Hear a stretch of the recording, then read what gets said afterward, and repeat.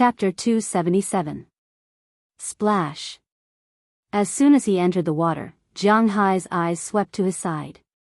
At a glance, he saw the sea otter that was rushing forward quickly. At that moment, Jianghai also chased in its direction without saying a word. The sea otter is indeed an expert underwater, but unfortunately, this guy's swimming speed isn't that fast. It's just that his reflexes are quick. When this guy enters the water, he's fast. In the blink of an eye, he's already 3 to 5 body lengths away from Jianghai. If it took advantage of this gap, it wouldn't be difficult to get rid of Jianghai. Although this guy could only swim at a maximum speed of 15 kilometers per hour in the sea, it wouldn't be a problem to surpass Jianghai. What's more, this guy was much more agile under the sea than Jianghai. However, Jianghai wasn't easy to provoke. Since he was determined to catch this little thing, he wouldn't let it go easily. The first thing Jianghai did was to kick the boat behind him. Using the recoil force of the boat, Jianghai shot forward like a torpedo and instantly chased after the sea otter. At this time, the sea otter looked back at Jianghai. It was really scared out of its wits. At this moment it was also a little flustered. It sped up and swam forward. Jianghai didn't catch it in a straight line, but he didn't care. He just hung behind it and swam quickly in that direction. One must know that the sea otter was also a mammal, and it also needed to breathe. When there was no gap between Jianghai and it. As long as it went up to breathe, then Jianghai could catch it. This was also Jianghai's confidence in himself. However, this sea otter was also quite strong. It knew that Jianghai was catching it, but it didn't swim upstream. It still desperately swam downstream. The sea otter's deepest diving depth was only about 50 meters. After a period of training, 50 meters was not a problem for normal people, let alone Jianghai. Just like this, a man and an otter swam straight from the sea surface to the bottom of the sea. Who? Originally, Jianghai didn't care about where the sea otter went. However, when he saw the reef on the seabed, he couldn't help but curse. He didn't pay attention to it. Reefs and corals were different. Corals were multicolored. Even corals with only one color were grayish-white. Especially in the clear sea water, like Jianghai's sea, corals could be seen from far away. However, the reefs weren't that easy to see. At this time, there was only a small group of reefs. If the sea otter escaped into the group, then catching it would be very troublesome. Thinking of this, Jianghai couldn't help but speed up. His big hand instantly grabbed the sea otter.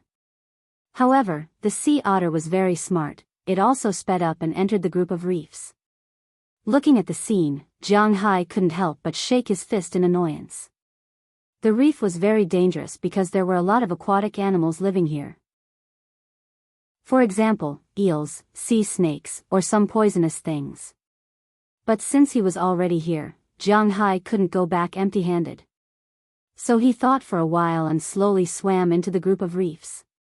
But just as he swam over, he saw a black and white sea snake swimming towards the distance. This sea snake is called the ringed sea snake, a very common sea snake. Sea snakes actually don't have many species. There are only 16 genera and 50 species. They evolved from the ancient cobra. Compared to their relatives on land, sea snakes are less of a threat to humans. This was because sea snakes rarely attacked humans, unless you stepped on them or took the initiative to grab them. Otherwise, this snake is very docile. In the sea, it also has many natural enemies. Almost all large carnivores will eat this thing, so these guys don't have any sense of security. Although Jianghai has twice the physical fitness limit of humans, it's still better to be careful under the sea. These sea snakes left, Jianghai also breathed a sigh of relief. This is a good thing for him. Slowly touching the reef, Jianghai swam in little by little. At this time, he didn't notice that the sea otter actually didn't go deep into the reef group just now. It just hit on the reef near the door. For it, the reef group is actually quite dangerous. After Jianghai entered, it quietly left, leaving only Jianghai here. Reefs are actually similar to coral reefs. Many of them are wreckage left by marine life, but compared to the colorful coral reefs, reefs are not so beautiful. They are basically brown. Looking underwater, especially at the bottom of the sea, if the light is not too good, it is really a bit scary. At this time, Jianghu's place is already about 45 meters under the sea. The sunlight hits the bottom of the sea, so there will always be some reduction. Looking up, he can see his boat, but looking around, it's a bit dark. Fortunately, Jianghu is now a skilled and bold person. Plus, he is relatively close to the sea surface, so he still calmly moved forward. Soon, he found an enemy, a sea eel. In the sea, this thing was famous for being stupid. It was ugly and had problems with its brain. Whenever a creature passed by, it would attack, regardless of whether it was able to defeat it or not. Since it wasn't poisonous, Jianghu wasn't afraid of it at all. But now, Jianghu's main focus is to find the sea otter. It's not worthwhile to find trouble with it, so Jianghu bypassed it. But just after bypassing the reef, in Jianghu's eyes, he saw a group of green, blue, red, orange, yellow, a mess of colors in the crevices of the reef in the distance. They were quietly staying there, and outside of them, there were some transparent thread-like objects. Seeing this thing, Jianghu couldn't help but be stunned. He had only heard of this kind of creature before, but he really hadn't seen it before. At least, he didn't see it in his own coral group. Parrotfish. Muttering in his heart, Jianghu slowly swam over. As he swam to the side of this group of parrotfish, Jianghu was more certain that this is indeed a group of parrotfish. There are male and female, big and small, about 30 of them. It's really not a small group. When it comes to parrotfish, many people may think of the parrotfish in the fish tank at home. In fact, that kind of parrotfish is not a parrotfish. To be specific, it should be a cichlid. Its scientific name should be blood parrot. To be specific, it is a cross between a red devil and a purple firemouth fish. These two kinds of fish are also regarded as ornamental fish. They are sold in the fish market. The purple firemouth fish is the so-called arhat. It has a fierce character and bites everything. The blood parrot is a cross between these two kinds of fish, so the blood parrot itself has no way to reproduce. It is similar to a mule. Compared to the parrot fish made by humans, this kind of parrot fish is much better looking. This kind of parrot fish is a real parrot fish, also known as a parrotfish. Its scientific name is Cervicus luotian, and it belongs to the wrasse family. The color of this fish was very bright. Male fish were mainly divided into two colors, green and orange and green and red. Female fish were mainly blue and yellow. However, just like human fingerprints, the patterns on the parrotfish's body were also different. This kind of fish tasted good, although their main food was poisonous. Therefore, it is easy to leave toxins in their bodies, but these toxins are not enough to satisfy gourmets. At its most expensive, this kind of fish can be sold for dozens of dollars per kilogram. It is a very expensive and precious ingredient. However, this kind of fish is not very easy to catch. First, this kind of fish lives in the deep sea, and likes to stay in coral reefs or submerged reefs. It is very difficult to catch this kind of fish unless the reefs are blown up. The most important thing is that there are not many people in the world who dare to blow up coral reefs. This makes it impossible for large fishing boats to catch this kind of fish, because no one has the guts to blow up coral reefs. Second, this kind of fish lives in groups, and they are very united. If one of their companions is caught, these fish will swarm and bite the net open to save their companions. A net is cheap, $20,000 to $30,000, and a good one is $60,000 to $70,000, or even $100,000. Not to mention how much you can catch in one net. If the net is broken, you will have to buy a new one. How much would that cost? Therefore, although this kind of fish is expensive, they are well protected. Very few people eat them. Compared to their close relatives, the wavy lip fish, this kind of fish is very lucky. It is as the saying goes, there is strength in numbers. At this time, the thin layer of gauze on the surface of these fish is actually their knitted pajamas. The reason these parrot fish came here is very likely because of the recent warm weather. Otherwise, Big Dumb would have known there are parrot fish here, and it would have helped to drive the fish away. Looking at these creatures, Jianghu did not disturb them. However, it is not in Jianghu's character to leave just like that. After thinking for a while, Jianghu stretched out his hand, and then a trace of spiritual energy was sent into the bodies of these parrot fish. These fish were instantly awakened. By the time they reacted, Jianghu had already swam to the surface of the sea. This spiritual energy is enough to ensure that these fish will not freeze to death in winter. He does not know if these fish will stay in his territory.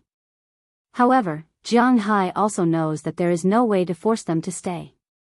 Therefore, after infusing the spiritual energy, Jianghu swam to the surface of the sea. When Jianghu poked his head out, he could not help but smile when he saw the 4 animals running around anxiously on the boat. These animals of his know how to worry about him. It seems that he has not raised them for so long in vain. Chapter 278. He had to admit that in the United States, planes were not much different from buses. In the United States, there were basically 2 ways for people to travel. One was to drive. This was because all the national highways in the United States were free of charge. Some of the toll highways were built by individuals. For example, New York, Los Angeles, and other highways that led to the rich were charged because they were built with private funds. The state-funded highways in the United States were free of charge, and the price of oil was really cheap. So, if it was only in the neighboring states, it would be very interesting to drive. Besides driving, the second most popular way was to take a plane. Planes in the United States were really similar to buses in China. They were very cheap, and sometimes even cheaper than buses. Of course, this was under the condition that there was a discount. Buses were the third most popular way, and trains were the last. In the United States, trains were actually the most unsuitable way to travel. Not only were they very expensive, but they were also very slow. The price-performance ratio was the highest among all the public transport systems, which was the opposite of China. So, in general, if people were not taking trains to have fun and enjoy the scenery, very few people would take trains. Although Boston and Miami were both geographically located in the eastern part of the United States, the geographical locations of the 2 were extremely different. One was in the southernmost part of the United States, while the other was not in the northernmost part of the United States. After all, no matter how far north it was, there was still a lonely Alaska overseas. So, if they flew from Boston to Miami, it would be quite far. It was almost the same as flying from Bing City to Hainan in China. The only difference was that Jianghu and the others bought first-class cabins, and the flight was faster. After deciding to go to Miami, Jianghu didn't wait too long. He couldn't wait any longer. Originally, he was afraid. The more he waited, the more afraid he became. Maybe he wouldn't dare to go in the future. So, after deciding to go, he booked a ticket on the same day. The next day, the flight would depart at noon. On the same day, he made arrangements in the manor. The marine matters were naturally arranged to Edouard Anderson, and the ranch matters were arranged to Robbins Garcia. There was nothing to do at the winery after the planting was completed. Dulles Gerard and Connor Murphy were in charge of it. After everything was arranged, he talked to Aphrodite and the others. After a night of preparation, when everyone gathered the next morning, there was a small package beside each of them. With Burke Dollar, Philemon Turner, and Tommy Charles each driving a car, Jianghu and others quickly went to the airport in Boston. After waiting in the VIP room, they boarded the plane to Miami. He couldn't help but complain about the flight attendants in the United States. They were all aunties. In Jianghu's eyes, the youngest one was probably in her 40s. Even the stewardess in the first-class cabin was the same. Fortunately, Jianghu's side was surrounded by beautiful women, which made him feel very comfortable. Along the way, many men's eyes were staring at Jianghu and the women around him. Indeed, for these men, nothing was more attractive than beautiful women. In this way, after more than 3 hours of attention, Jianghu, and the other 11 people landed in Miami by plane. Miami was actually not a very suitable city for living in the United States. The area of Miami itself was not large, and the area of the ocean was very large. Therefore, this city had no super industries. It was mainly based on tourism. Miami was the second largest city in the state of Florida. It was also a world-famous vacation paradise. Its scientific name was God's reception room. This was because many rich people and old people would come to this city to live in their old age after they retired. It was precisely because of the financial support of these rich old people that this city was named the richest city in the United States and the fifth richest city in the world in 2009. In order to make these old people happy, it was also named the cleanest city in the United States in 2008. Although this city was not big, it was one of the most densely populated cities in the United States. With Miami as the core of the metropolitan area, the population was more than 5.59 million. It was the largest metropolitan area in the southeast of the United States and the fourth largest metropolitan area in the United States, ranking higher than Boston. It was second only to New York, Los Angeles, and Chicago, the three leading cities in the United States. Because of its location on the border, Miami became the main city of immigrants a long time ago. In addition to white and black people, it was also a multi-ethnic city of immigrants. There were Cubans, African Americans, Nicaraguans, Haitians, Hondurans, and so on. According to the United Nations survey, the proportion of foreign-born residents in Miami was also the highest, ranking first, followed by Toronto. There were many ethnic groups, different nationalities, no industries, and a lot of old and weak rich people. These factors combined made the whole of Miami look like it was not as comfortable as one would think. This was the largest gathering place of South American drug dealers in the United States. It could be said that this was how Miami developed. In the 1980s, between 1970 and 1990, Miami was the largest drug transfer center in the United States. These drugs from Colombia, Bolivia, and Peru brought tens of billions of dollars to Miami. The money was then invested in local buildings. Luxury car dealerships, five-star hotels, high-end apartments, bustling nightclubs, and many other prosperous scenes began to appear in this small city in the southernmost part of the United States. However, the American government was not stupid. This thing was like selling land. It could make a lot of money in a short period of time. But after a long time, it would be over.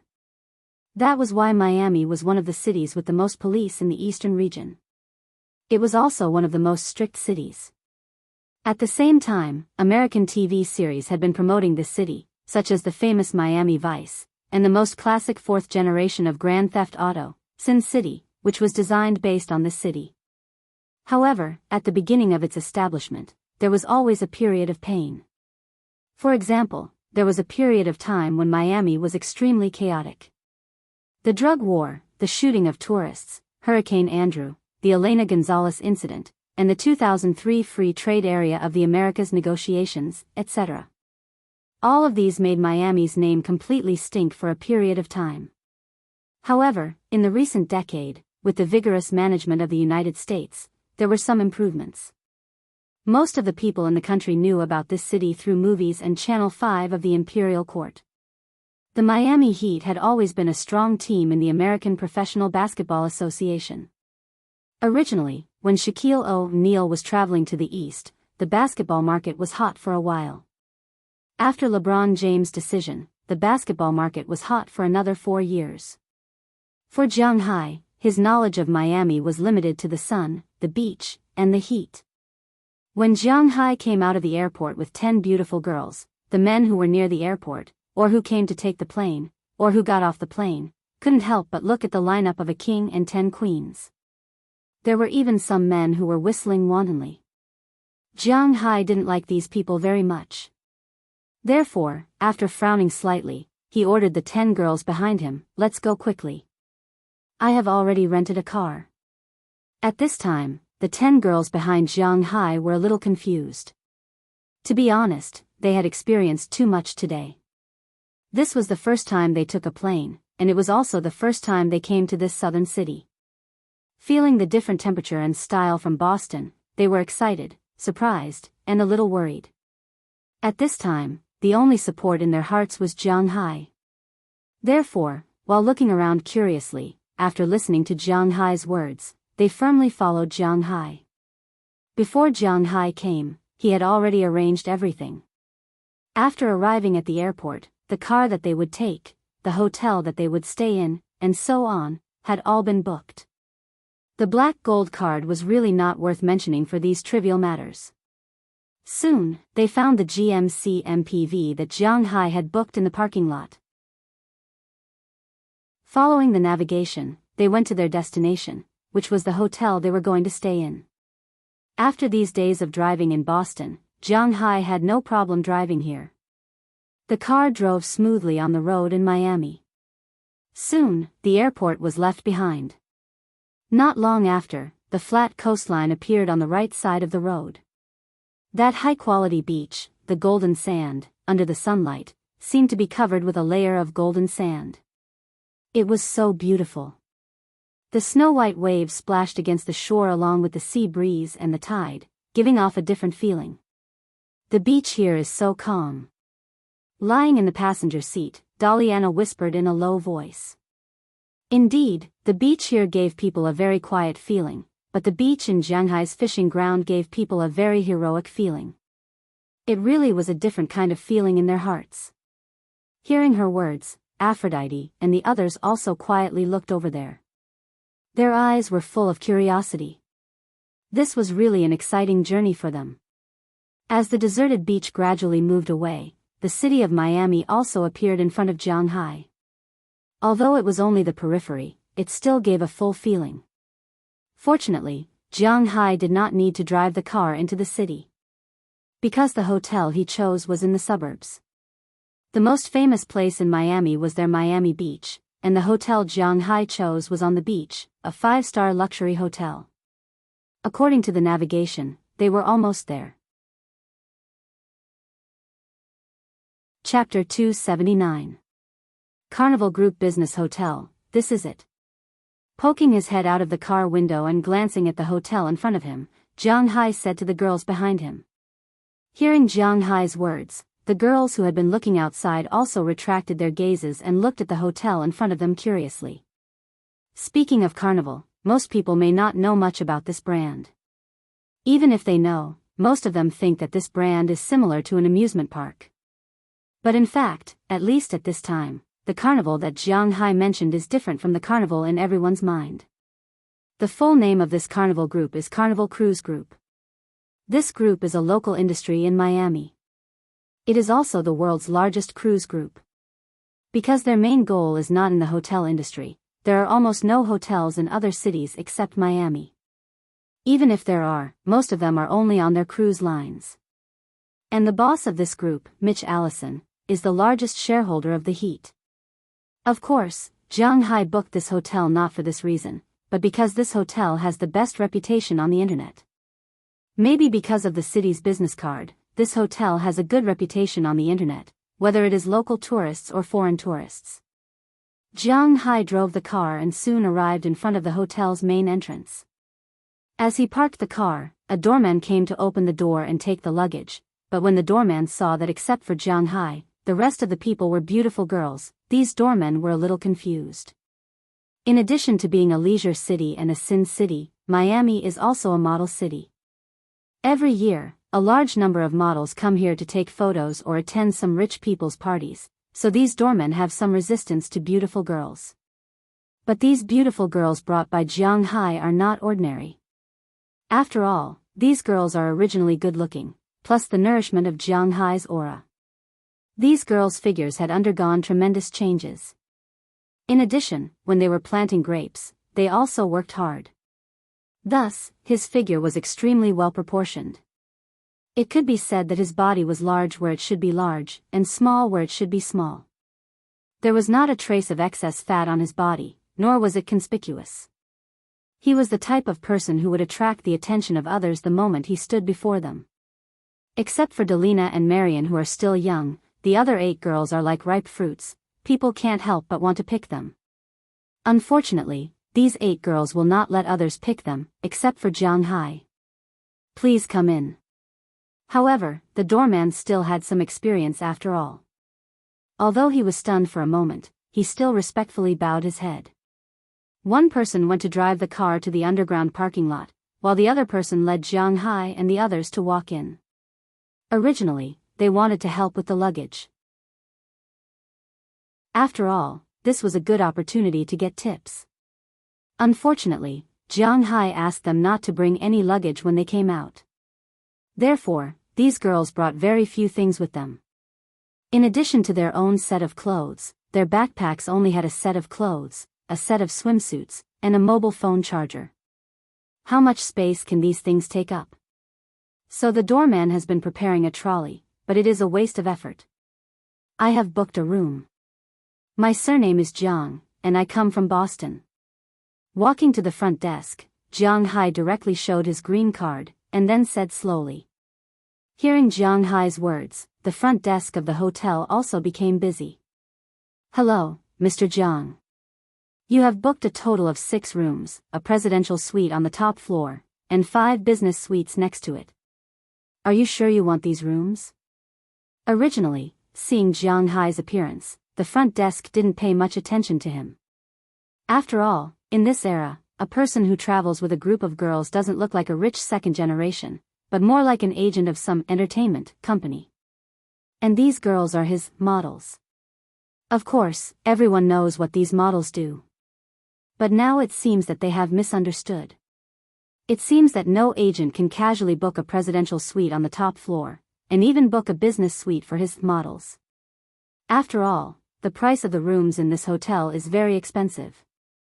Yes, these are the 6 rooms. Book them for me for a week first, then we will talk about it.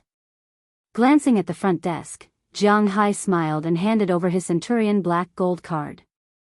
As soon as the card was handed over, the front desk's eyes lit up.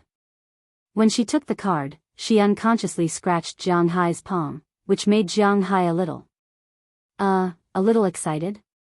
After all, since the last time he did it in China during the Chinese New Year, Jianghu basically relied on his hands. Although there are many high-quality girls around him, he didn't do it because he didn't want to eat the grass near his burrow. Now that he's out, it seems, card. While Jianghu was fantasizing, Daliana, who was behind him, couldn't help but pat him gently. She gestured with her mouth that the front desk had already booked the room card. Jianghu couldn't help but smile a little awkwardly. He took his bank card and the stack of room cards.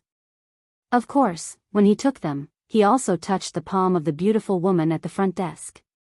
The beautiful woman at the front desk seems to be a Latin American beauty. Her skin is somewhat similar to that of Asians, a very healthy wheat color. She is also very delicate. Her long brown hair is draped over her head, looking really wild. Coupled with the uniform, I can't think about it, or I will make a fool of myself again. After taking the room card, Jianghu was led to the elevator by the doorman behind him. Soon, they arrived at the top floor of the hotel. Jianghu's 6 rooms were next to each other. After all, Miami's reputation as the city of crime was too well known. If something happened, he could take care of the others. When they came to the front of these rooms, Jianghu opened all the doors one by one. After confirming that all the rooms didn't need to be changed, Jianghu also gave the doorman a tip of $100. Looking at the green Franklin's face, the doorman's mouth was about to open.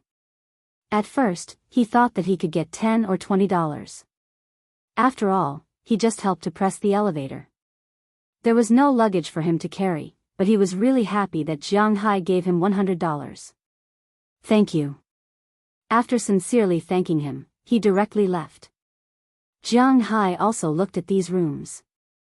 The so-called business suite was a 2-bedroom apartment with 2 bedrooms, not divided into the master bedroom and the consort bedroom.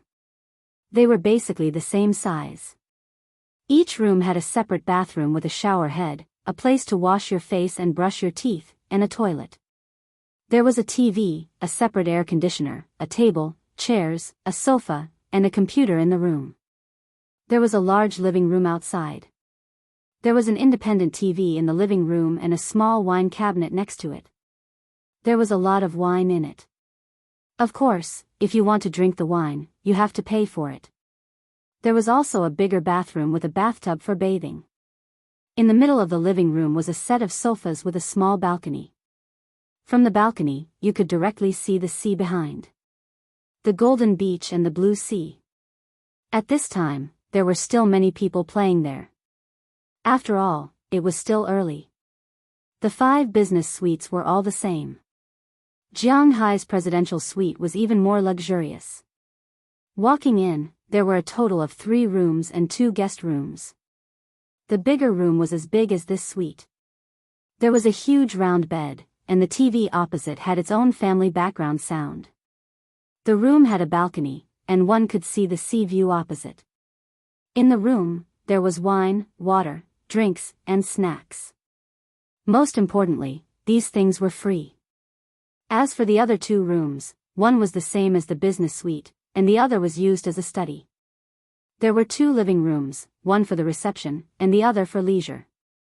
However, they were much bigger than the business suite. Especially the main living room. It was not a problem to have a party here. They might have considered that Wuxia people would come here to play. The bathroom in Jianghu's presidential suite had a Wuxia smell. It was a square bathtub with 4 dragon head faucets at the 4 corners of the bathtub. The bathtub was not only good-looking, but also had a massage function, which really satisfied Jianghu. Tomorrow, we'll go to the clinic that Sandy mentioned. The day after that, I'll take you to West Reef Island. The day after that, we'll go to Bishijing Island. The day after that, we'll go to the Everglades National Park. After that, we'll take a day off. After that, we'll go shopping in Miami. After that, we'll go directly to Orlando. I'll take you to Disneyland Park. Seeing that everyone was very satisfied with these rooms, Jianghu clapped his hands to attract everyone's attention. He began to explain the itinerary for these days. As soon as they heard that there were so many places to play these days, the girls' eyes lit up. After all, it was not easy for them to eat and wear, let alone play. But now that they were with Jianghu, it was all made up for. Boss, the weather is just right now. We don't need to rest. Let's go play now. After hearing Jianghu's plan, Aphrodite's eyes lit up, and she suggested to Jianghu.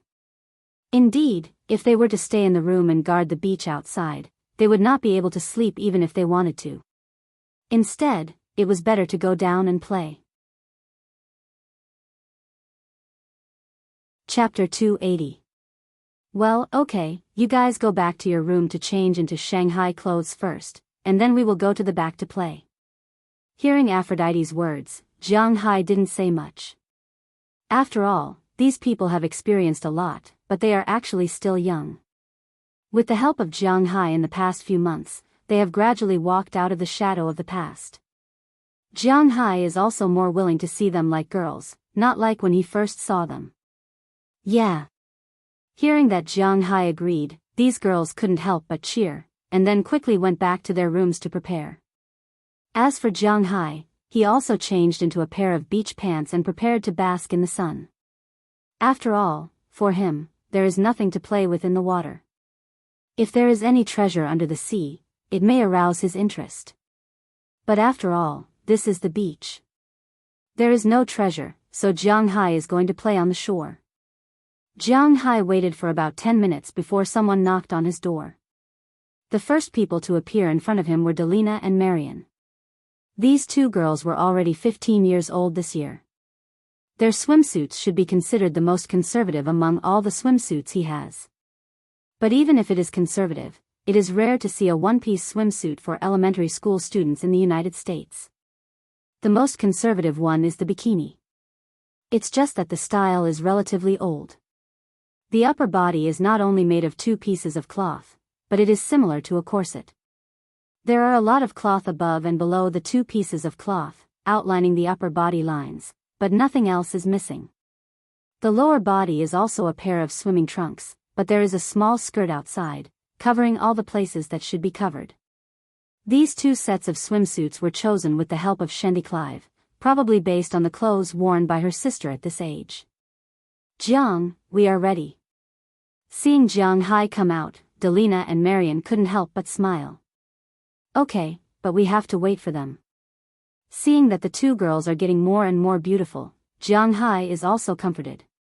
Just as Jiang Hai was talking, the doors of several other rooms were opened, and then the other girls, all wrapped in a layer of towels, came out from inside.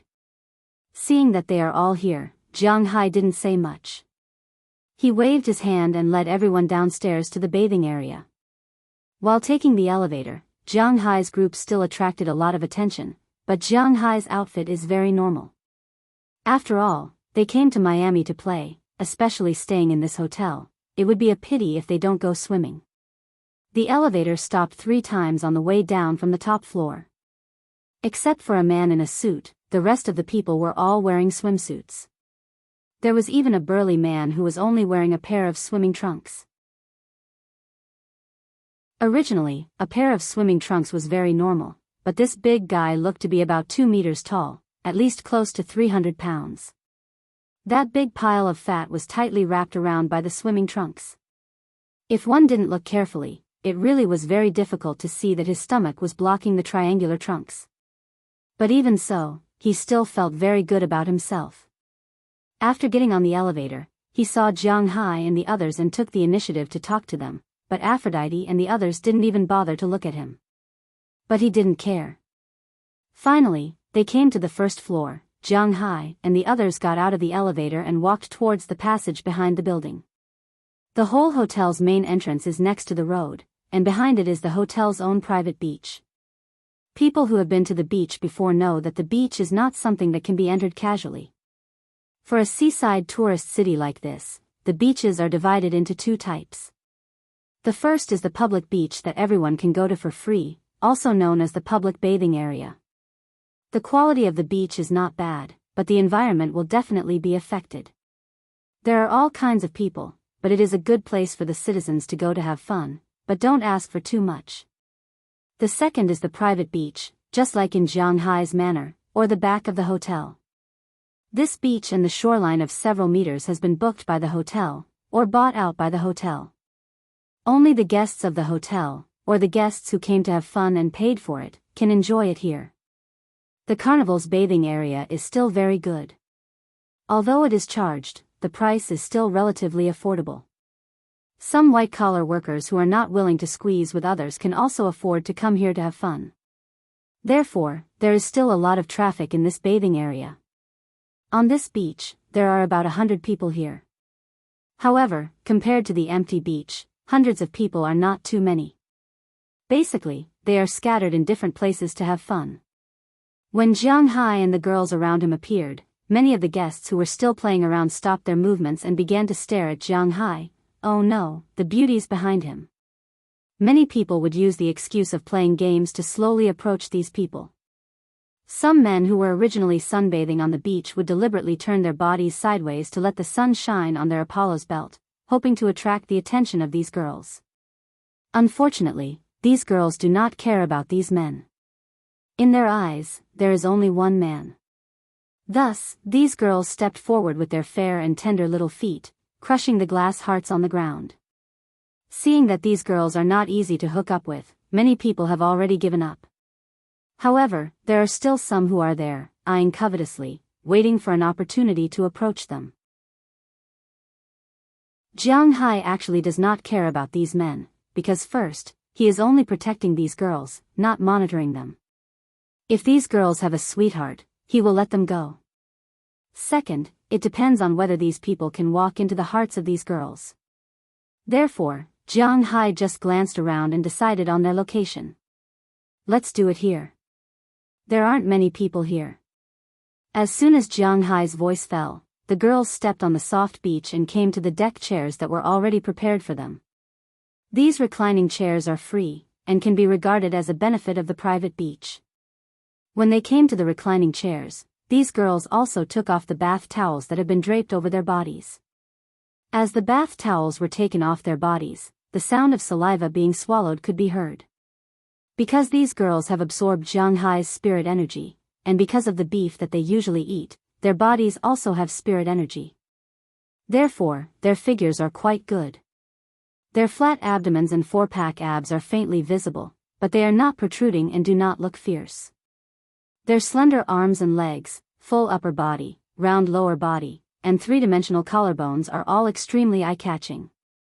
Coupled with these girls' originally very beautiful bare faces, they are even more attractive than most men. And the most shocking thing is their swimsuits. In fact, when Jianghai saw the swimsuits on their bodies, he was startled. This was because there was something wrong with them.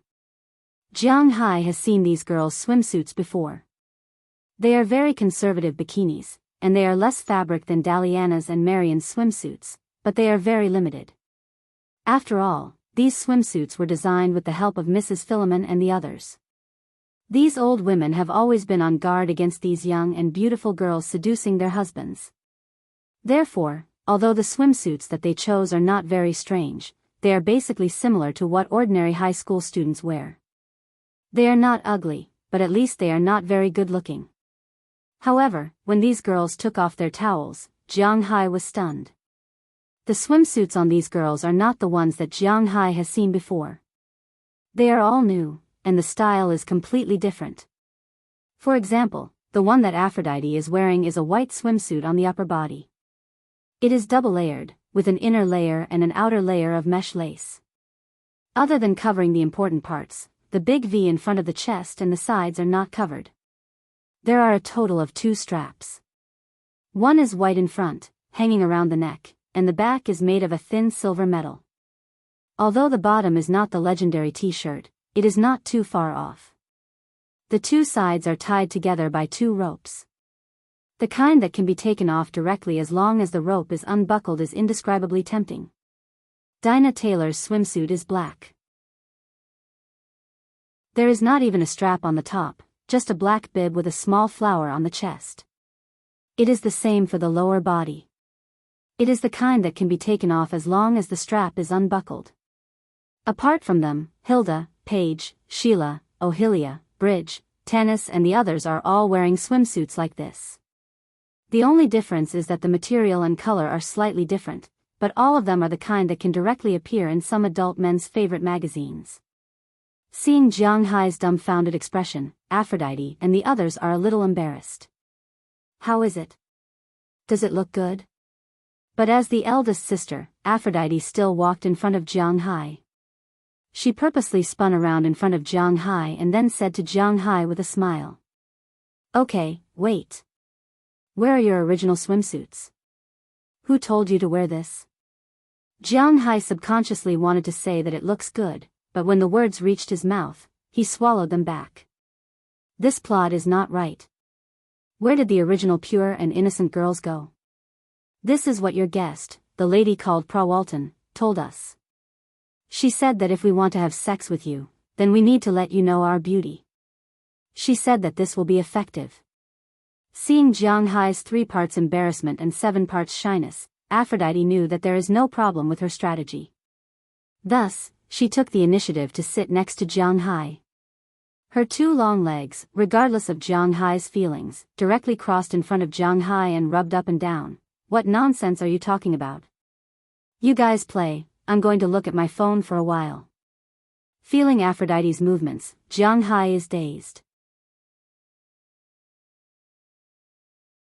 Chapter 281. TSK, you don't mean what you say. Hearing Jianghai's words, Aphrodite couldn't help but get up and slap Jianghai's thigh, almost hitting his vital part. Then, regardless of Jianghai's mood, she walked directly to the sea in the distance. Seeing Aphrodite's action, Jianghai also sat up from the recliner all of a sudden. This girl really dared to hit him. Before Jianghai could react, Dana Taylor also ran over, but she was much more reserved. She just patted Jianghai's arm and left with a smile. Under the lead of these 2 girls, the following girls deliberately ran to Jianghai and patted him on the shoulder or on the back. Anyway, everyone touched, oh no, patted him before going into the sea. Facing the waves, these girls ran into the sea. But because these girls don't know how to swim, they didn't swim in, but just played by the water. After these girls left, Jianghu also calmed down for about 10 minutes, put on his sunglasses again, and lay on his recliner.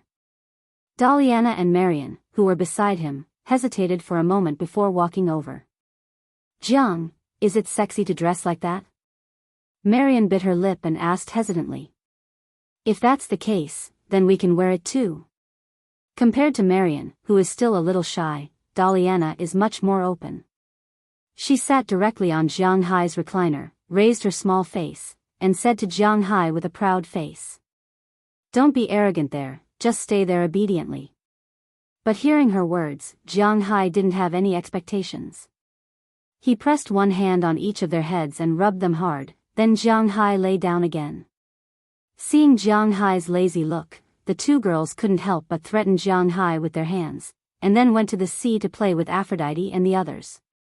As for Jianghu, he didn't really play with his phone, although it's not easy for him to do anything to Aphrodite and the others. But after all, Aphrodite and the others are indeed beauties. If he would rather play with his phone than look at the beauties, then this person is either a gaming nerd or has a psychological problem.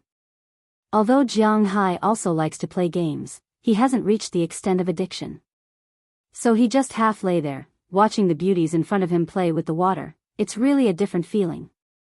After playing for about an hour, they were a little tired. Daliana and Marian ran back first, lay on the recliner, drinking juice, and chatting for a while, and then fell asleep. After sitting on the plane for more than 3 hours, although it's a first-class cabin, it's actually very tiring. Originally, Jianghu wanted to let them sleep first, but they were a little impatient, so they naturally played for a while and were a little tired. Not long after, the sound of steady breathing passed into Jianghu's ears. Looking at the two girls curled up like kittens, Jianghu couldn't help but shake his head. "You really don't know how to take care of yourself." After saying that, Jianghu stood up, walked in front of the two girls, picked up the towel next to them, and covered them with it. Looking at the two girls who looked exactly the same, but very quiet, Jianghu also smiled. "Jiang, can I trouble you with something?" Just as Jianghu quietly looked at the two girls in front of him, Aphrodite's voice sounded softly beside Jianghu. Hearing her words, Jianghu couldn't help but look over curiously. "Prawalton said that sunbathing by the sea is very comfortable, but I need to apply some sunscreen on my body. I don't know if you can help me apply it." Seeing Jianghu looking over, Aphrodite couldn't help but take out a bottle shyly. Jianghu took a piece. It's indeed sunscreen, and it's newly bought, but it seems that Aphrodite came prepared. However, Jianghu can't say these words.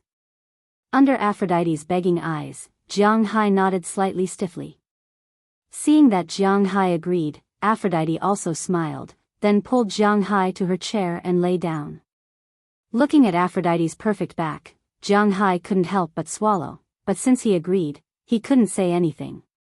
He squeezed some sunscreen out of the bottle. Jianghu first applied it on his hand, then touched Aphrodite's back with trembling hands. "It says to start from the neck, and you must apply it thickly. The instructions also say that you have to apply more than 2 millimeters for it to be effective, otherwise you will still get sunburned." Feeling Jianghu's trembling fingers touch her back, Aphrodite's body also trembled, but soon calmed down, and then Aphrodite whispered, "Oh." Hearing Aphrodite's explanation, Jianghu was really a bit passive, because he really didn't know how to do this thing. He had never done it before, but no matter what, there's always a first time, so he'll just treat it as practice for the future. Jianghu took a deep breath to calm his slightly trembling heart. Then, he placed his hand on Aphrodite's neck. The moment his fingers came into contact with her delicate skin, Jianghu could feel it in the depths of his heart. However, he forcibly stopped himself and slowly moved his hand along her neck. Cough, he began to smear it on her neck. After he finished smearing her neck, he went to her back. Just as Jianghu's hand was halfway smeared, Aphrodite's hand suddenly moved. In front of Jianghu's eyes, she undid the chain on her back. In an instant, her swimsuit was draped in front of her. From Jianghu's point of view, he could even see the hemisphere on the side. "Don't leave it here either." Seeing Jiang Hai stop moving, Aphrodite continued. Oh. Jiang Hai swallowed another mouthful of saliva, and continued to move. His forehead was already faintly sweating. Soon, the back was finished, and it was the bottom, but here, Jiang Hai really didn't know what to do. Below, you also have to apply more evenly. Feeling that Jiang Hai's hand was no longer moving, Aphrodite took the initiative to pull Jiang Hai's hand over and pressed it on her waist, then with a gentle tug, she untied the ropes on both sides of her swimming trunks. As her hands moved, something that shouldn't be seen instantly appeared in front of Jiang Hai. Looking at the round shape, the gap in the middle, and the special place in front of the gap, Jiang Hai suddenly felt very thirsty, and he didn't know where to put his hands. However, Aphrodite gritted her teeth. Now that things had come to this, the arrow on the bow had to be released. Therefore, she continued to lie there, her hands grabbing Jiang Hai's large hands, and slowly sliding them down. After pausing on the round shape for a moment, he changed the point of attack to the gap. When Jiang Hai's fingers entered the gap, Aphrodite's body had already begun to tremble uncontrollably. This allowed Jiang Hai to recover from his initial shock, and he immediately continued to slide his hands down to her legs. Although she felt a little empty in her heart when she felt Jiang Hai's movements, Aphrodite still had a lot of feelings. She also didn't want to provoke Jiang Hai too much. Well, actually, there was no way to provoke him anymore, or else it would be real. She allowed Jiang Hai to apply on her legs, and before long, Aphrodite's legs were completely covered by Jiang Hai. Cough, it's okay now, I'm going to wash my hands. Seeing that he was finally finished, Jiang Hai immediately wanted to leave, but how could it be so easy? Aphrodite had already sat up and grabbed his hand just as he was about to leave. There's still the front that hasn't been applied.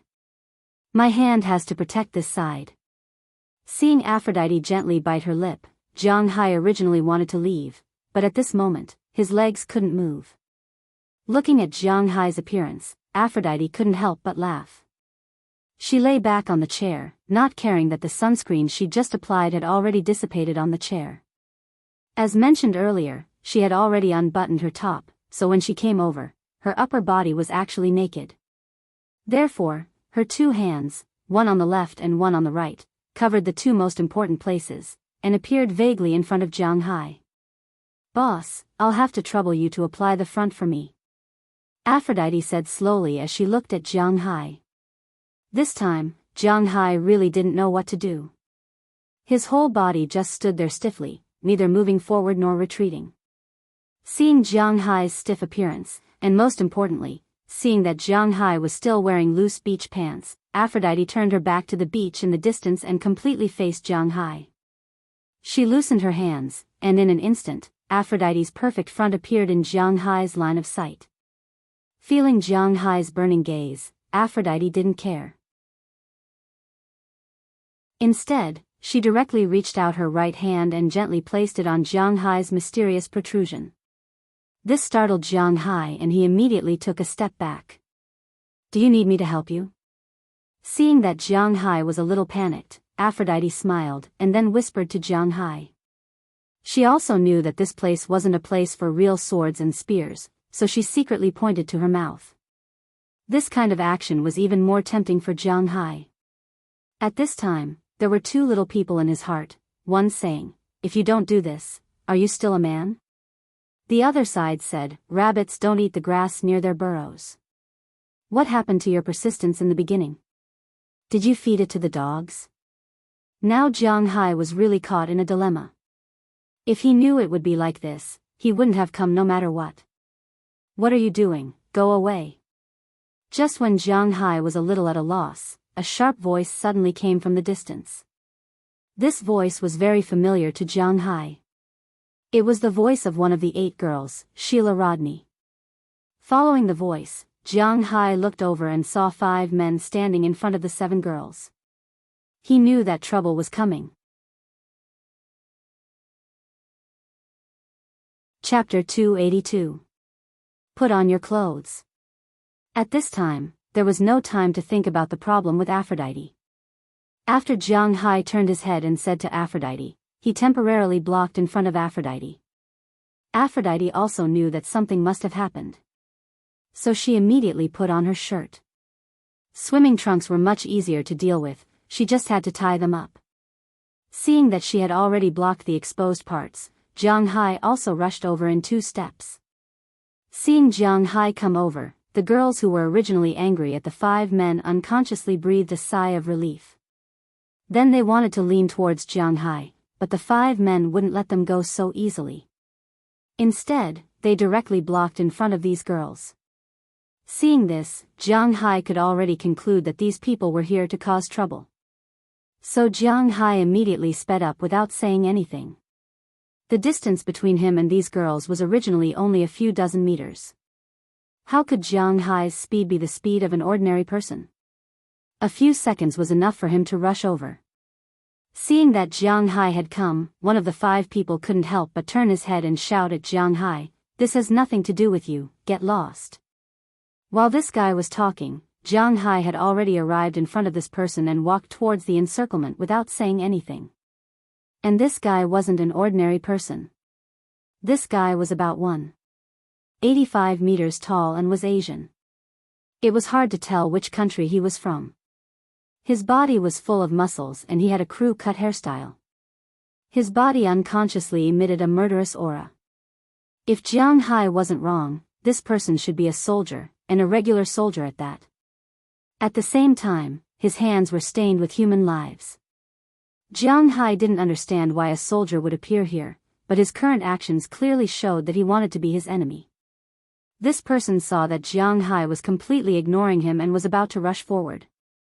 He no longer held back and reached out his right hand to grab Jianghu's clothes. But the moment his hand was about to grab Jianghu's clothes, Jianghu's right hand directly grabbed his wrist.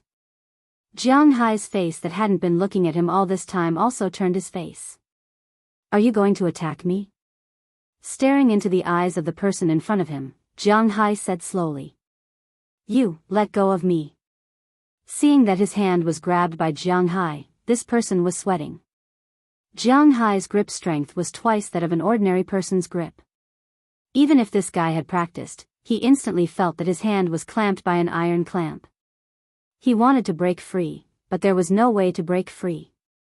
Seeing this guy couldn't help but be angry. He directly kicked towards Jianghu's lower abdomen. This time, if the place was right, it would hit the lower abdomen and he would instantly lose his fighting strength. If the place was a little off, then the man would be finished.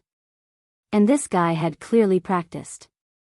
This knee strike could be said to be fast, accurate, and not ruthless. Seeing his movements, Jianghu's eyes were also cold.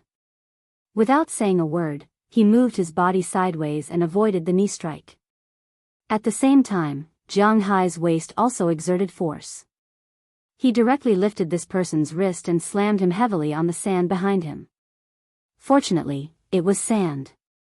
If it was normal ground, even if it wasn't fatal, he would have a severe concussion and bleeding head.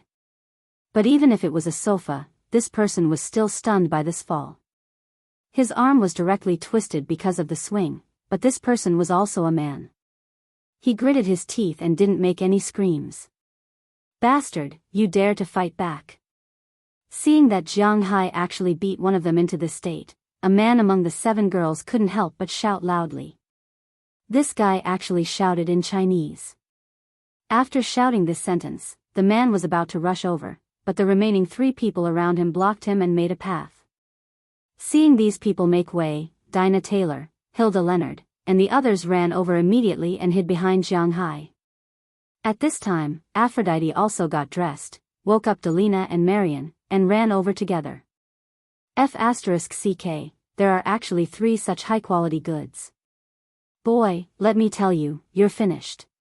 But this young master will kindly accept these daughters of yours. You guys, go. Seeing Aphrodite and the other 2 rushing over, a slightly ferocious smile flashed across the man's face, then he pushed the 3 people around him and shouted crazily. While this guy was shouting, Jianghu also asked about the situation. Just now, these girls were playing in the water here, and then this man came over with 4 bodyguards. The girls didn't want to play with others, so they wanted to go ashore, but this man shamelessly stuck to them. When they ignored him and were about to leave, he became a little angry and grabbed Sheila Rodney's arm. Sheila Rodney screamed in fear and slapped him in the face. So the grudge was formed. Listening to the girl's words, Jiang Hai could only say that it was a good slap. Young master, the other party is a martial artist. While Jiang Hai was listening to the girls talk, he was also looking at the 4 people over there to see if they would make any moves. Fortunately, the young man was a retard, but his 3 bodyguards still had some skills. Jiang Hai didn't think much of it. Seeing that the other party didn't dare to move, Jiang Hai also looked at the 4 people over here. The 3 people in front were the same as the person that Jiang Hai just killed. They should be bodyguards. From the Wuxia language, that person just now, these 4 people should all be retired from the army. And looking at their skills, they should be special forces, or some ace troops. If they were in China, Jiang Hai might not dare to provoke a person with 4 such bodyguards. But where is this? This is the United States, and Jiang Hai is a rich man. He is the privileged class here. Provoke him? Courting death. And the leader of these 4 people was not the arrogant guy. He looked to be about 23 or 24 years old, about 1.82 or 1.83 meters tall, with a head of silver white hair, thick eyebrows, big eyes, and a Xiaobai face. In addition, he had a good figure, a V-line, a male dog waist, and an expression that said, "I'm Long Out Yin." He really had the look of a male protagonist in a web novel from 10 years ago. However, it was a pity that 10 years ago, such an expression was known as looking down on the world. But 10 years later, such an expression was known as a tiger facing the sky. It could also be said to be S13 facing the sky. So what if he's a martial artist? Kill him. Hearing his subordinate's words, the people over here didn't care at all. It was obvious that this guy had never been bullied before, which was why he dared to be so arrogant. But unfortunately, he met someone who was even more arrogant today. Jiang Hai was a rich man. What was a rich man? When there was no reason, he would use money to reason. When there was reason, unless he met someone who was richer than him and was willing to spend more money, he would kill you. Seeing this guy's face, Jiang Hai did not say anything and rushed toward the 4 people. When the 3 people saw Jiang Hai rushing over, they knew that this matter could not be settled peacefully. They did not say anything. The 2 people in front raised their fists and rushed toward Jiang Hai, while the other person continued to protect the man. Fighting 1 against 2, Jiang Hai was not at a disadvantage at all. In the past, when Jiang Hai was at the limit of a human's body, he might have been beaten up a little, but winning was not a problem. After learning self-defense from Biyao, he had even less of a problem. Now that Jiang Hai's physical fitness had reached level 2, which was twice the limit of a human's body, it was even less of a problem to deal with these 2 people. But these 2 people were the elites of the military after all. In China, the armed police and special forces often practiced hard qigong. In fact, it was called qigong, but to put it bluntly, it was the ability to resist attacks. These people all knew how to deflect force, and at the same time, their ability to resist attacks was extremely strong. Jiang Hai's fists were fast and strong, but when they hit their bodies, other than pushing them back, it was a little troublesome to deal with them in one move. But for Jiang Hai, it was just a little troublesome, but for these 2 people, it was big trouble. Because of their attacks, Jiang Hai could dodge 80 to 90% of them. The remaining 1 or 2 were mostly probing attacks. Rather than hitting people, it was more like scratching an itch for Jiang Hai. And when Jiang Hai hit their bodies, he deflected most of the force with his experience and ability. But the pain that drilled into their bones still made them a little scared. They knew that every time they were hit, they would get a bruise on their bodies. However, they had no choice but to endure it because their employer was behind them. If their employer was taken care of, it would be their dereliction of duty. Their dereliction of duty was not scary, but the scary thing was this person's influence in the country. If something really happened to him, their families would be finished, so they had to fight for their lives here. Seeing that Jiang Hai was suppressing the two people by himself, and that victory was about to be decided, the bodyguard protecting this person was also a little hesitant. He was considering whether to go up himself, or protect this idiot and leave first. But before he could make up his mind, the idiot behind him had already decided for him. You go up too. Hurry up and finish him. Hearing the idiot's words, the third bodyguard also joined the fray, but even if it was 1 against 3, Jiang Hai was still suppressing them. Winning was only a matter of time. Now, Jiang Hai was using them to test his moves, to test out the moves that Biyao had taught him before. Let's go too. Seeing that Jiang Hai and the other two people were fighting, Aphrodite in the distance also understood what was going on. Her eyes immediately turned cold as she looked at the guy who no longer had anyone defending him. With a quiet shout, she already led the 9 girls behind her and pounced on the man. Although Aphrodite said whatever she wanted in front of Jiang Hai, she didn't have much of a temper. But don't forget, they used to be on the streets, so they were very clear about unity and what to do at what time.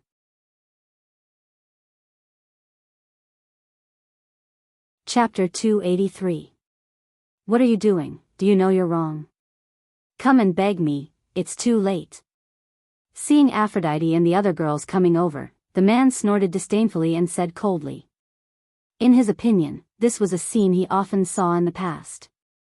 In the past, whenever he fancied a woman in China, there would always be some people who would come over to save the damsel in distress. Then, when they were beaten up by his bodyguards or lackeys, that woman would know she was wrong and come over to beg him to let the man go. He often saw such scenes, but unfortunately, he had never been soft-hearted, and today was no exception. Who knows what you're talking about? Hit him. Because this man didn't speak English and was speaking Wuxia, although Aphrodite and the others also spoke Wuxia with Jiang Hai, unfortunately, they didn't learn it very well. So they didn't know what this man was talking about, they only knew that this guy was very annoying, so they wanted to beat him. Under this Long Outyan's astonished gaze, he saw Aphrodite pick up her slipper in an instant and hit his shockingly handsome face with the sole of her shoe, instantly stunning him. What's going on? Before he could understand what was going on, Sheila Rodney's slipper also hit him. Then the 3rd, the 4th, the 5th, the 6th. These women were really whipping him, and not just once. They were whipping him as hard as they could. In an instant, the guy was in a daze. Before he could react, his face was covered in slippers. When he wanted to fight back, Bridget and Janice, who had been behind him, kicked him hard in the knees, one on the left and one on the right, directly making him kneel on the ground. This time, Aphrodite and the others didn't use their slippers to hit him, they started to kick him with their feet. Although this guy fought back, other than holding his head and screaming, he didn't even have the heart to fight back. Young master. Seeing the person they were protecting beaten up like this, the 3 people who were still fighting with Jiang Hai panicked a little, especially the last person who joined in, and couldn't help but call out worriedly. You still have time to care about others? Seeing his appearance, Jiang Hai couldn't help but laugh. This guy really looked down on him. However, taking advantage of the fact that he wasn't paying attention was the best way to deal with him. At this moment, he could already see from afar that the hotel security had arrived. Most importantly, he was almost done testing his moves. It was time to make his move. At that moment, Jiang Hai didn't say anything and directly went into the defensive circle of the 3 people. He took the fist of one of them and blocked the leg of the person on the left. With a knee strike, he directly hit the person's stomach. Then, he grabbed the person's hair, jumped on the spot, and continuously hit the person's face with his knee. In an instant, the person's nose bled and broken teeth flew everywhere. His head tilted back and he lay straight on the beach. Seeing the miserable state of their good friend, the 2 people on the other side went crazy and began to attack wildly. In the past, when they were defending more than attacking, they couldn't do anything to Jiang Hai, let alone now when they were attacking crazily. Jiang Hai turned around and completed a fist-to-fist with the person on his right. Fist-to-fist, the main thing was whose fist was harder. Jiang Hai's physical fitness is twice the limit of human beings. Do you think it's a joke? Bang! With a muffled sound, the man's fist had made a close contact with Jiang Hai's fist. The huge force knocked the man back 4 or 5 steps. His footprints on the beach were getting deeper and deeper. At the same time, his arm was half crippled. Although there were no bone fractures or broken, it was difficult for him to use his strength for a while. When Jiang Hai solved this person, he turned around and kicked. While dodging the whip kick of the other party, he also kicked the person who came to sneak attack on the chin. In an instant, the person's eyes had rolled back. A heavy blow to the chin, and it was a kick from the bottom to the bottom. It was normal to be kicked unconscious. After the person drew an arc in the air, he plunged into the beach and didn't move anymore. At this moment, the person glanced at his 3 crippled companions and ran toward the 10 girls without another word. In his opinion, if he could capture one of them as a hostage or save his employer, it would be worth it. Unfortunately, he underestimated these girls' judgment of danger. The moment he moved, Aphrodite, who had been watching him the whole time, gave the order. The 10 girls instantly ran in another direction, leaving him with a bruised employer whose consciousness was a little fuzzy from the kick. Looking at his employer's state, he couldn't say anything for a while. He only wanted to pull him and escape, but at this moment, Jiang Hai had already caught up. Wait a minute, you're also from Wuxia, right? Our young master is called Qin Feng, his dad is. Seeing that Jiang Hai had already arrived, he definitely couldn't escape. The man could only stop, wave his hand, and speak loudly to Jiang Hai. Unfortunately, he was thinking too much. How could Jiang Hai listen to him? He went up and interrupted him with a punch. I don't care who his dad is. The punch landed directly on the man's cheek, and a tooth was instantly sent flying by Jiang Hai's punch. The man's body spun in the air and flew past the guy called Qin Feng. He plunged into the sand and also fainted. Please, please don't hit me. I know I was wrong. I can give you money. 1 million, 2 million, 5 million, I'll give you 5 million. Please don't hit me anymore. At this time, Qin Feng also raised his head from the ground and looked at his 4 bodyguards who were usually arrogant and cool. After they were all defeated, he panicked a little. He couldn't help but look at Jiang Hai beside him and beg loudly. I'm not short of money. Hearing his words, Jiang Hai snorted disdainfully. Was he short of money? If this guy gave him 50 billion, then he might let him go, but did he have it? If he did, he wouldn't be beaten here. So after Jiang Hai roared, he directly kicked this pseudo-child of the dimension named Qin Feng. The huge force kicked him directly into the air for a while, then he fell heavily on the ground and vomited. He also covered his chest with both hands because Jiang Hai's kick had already broken a few of his ribs. When Jiang Hai's foot landed, the security guards over there also ran over. Sir, we have already called the police. If there is anything, wait until the police come. Looking at Jiang Hai in front of him, the security guard here said with a serious face, but Jiang Hai just shrugged casually, then walked to the recliner next to him. As soon as he lay on the recliner, Jiang Hai took out his mobile phone and called Moses Adams. He knew that this time, things would definitely not be so easy to solve. Although he didn't know who this guy was, a person who went out with 4 bodyguards was obviously not a good person. Although this was the United States, Jiang Hai still had to be fully prepared. Hearing that Jiang Hai had caused trouble in Miami this time, Moses Adams didn't have any dissatisfaction. For him, his responsibility was to help Jiang Hai solve the trouble. If Jiang Hai didn't have any trouble and stayed at home all day, it would be his trouble, because it also meant that he would have no income. After hanging up the phone with Jiang Hai, Moses Adams had booked the last flight to Miami. It was estimated that he would arrive at about 8:00 in the evening. It seemed that they could still go back to the hotel to sleep tonight.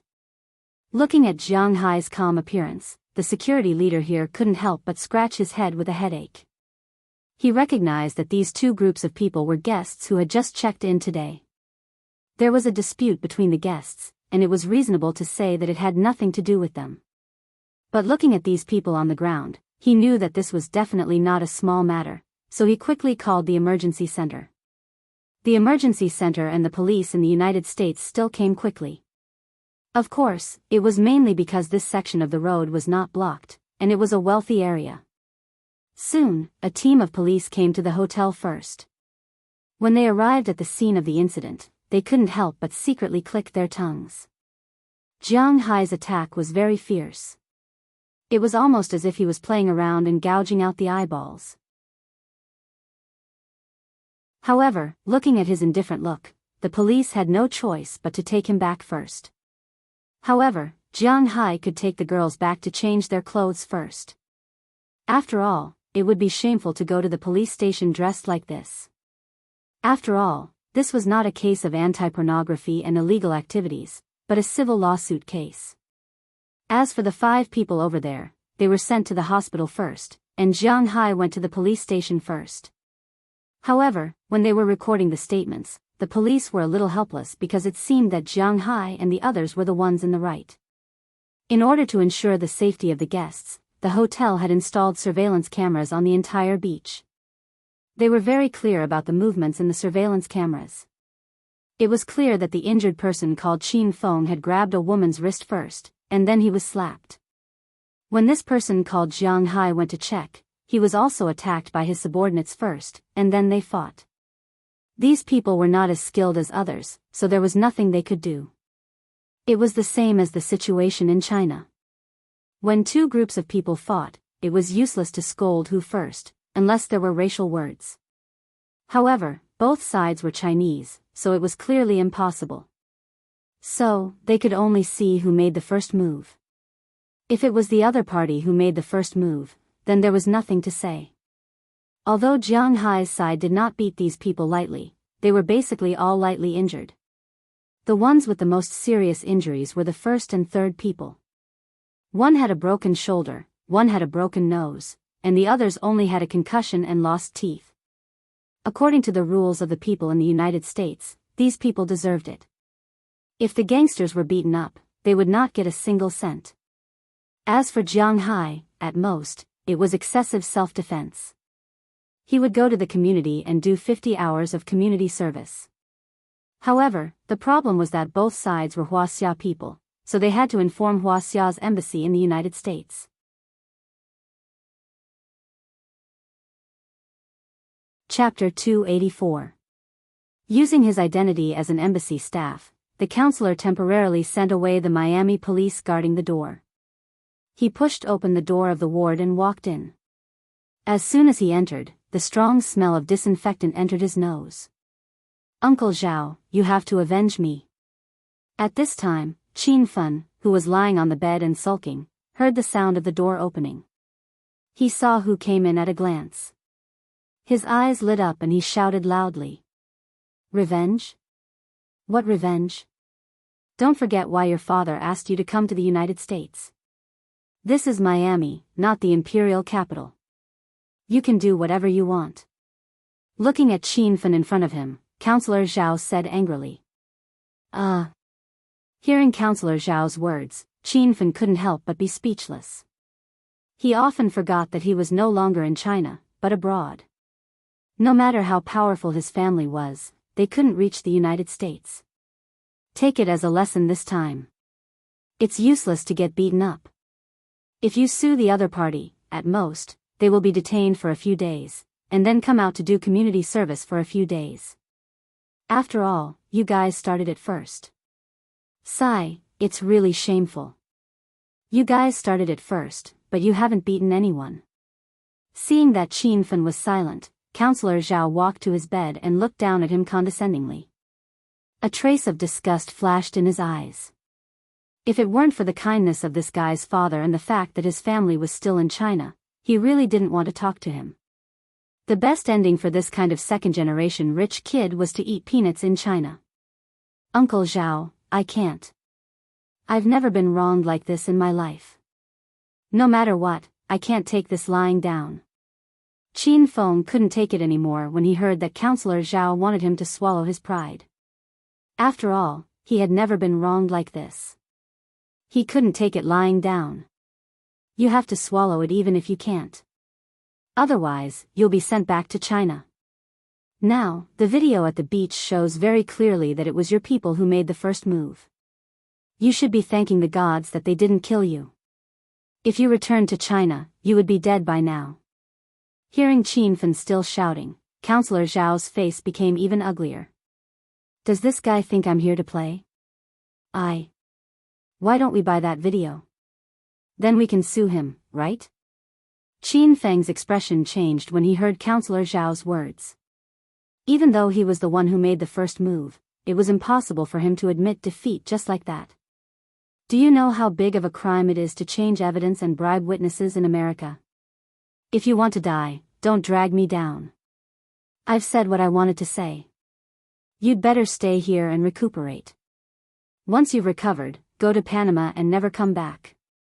After glaring fiercely at Qin Feng, Counselor Zhao was no longer in the mood to continue chatting with him. With a wave of his hand, Counselor Zhao left Qin Feng's ward, leaving behind Qin Feng with a sinister expression on his face. Regardless of what the natural-born dragon wanted to do, Jiang Hai and the others rested for the night. The next morning, they drove to the Medical Research Institute mentioned by Shanti Clive.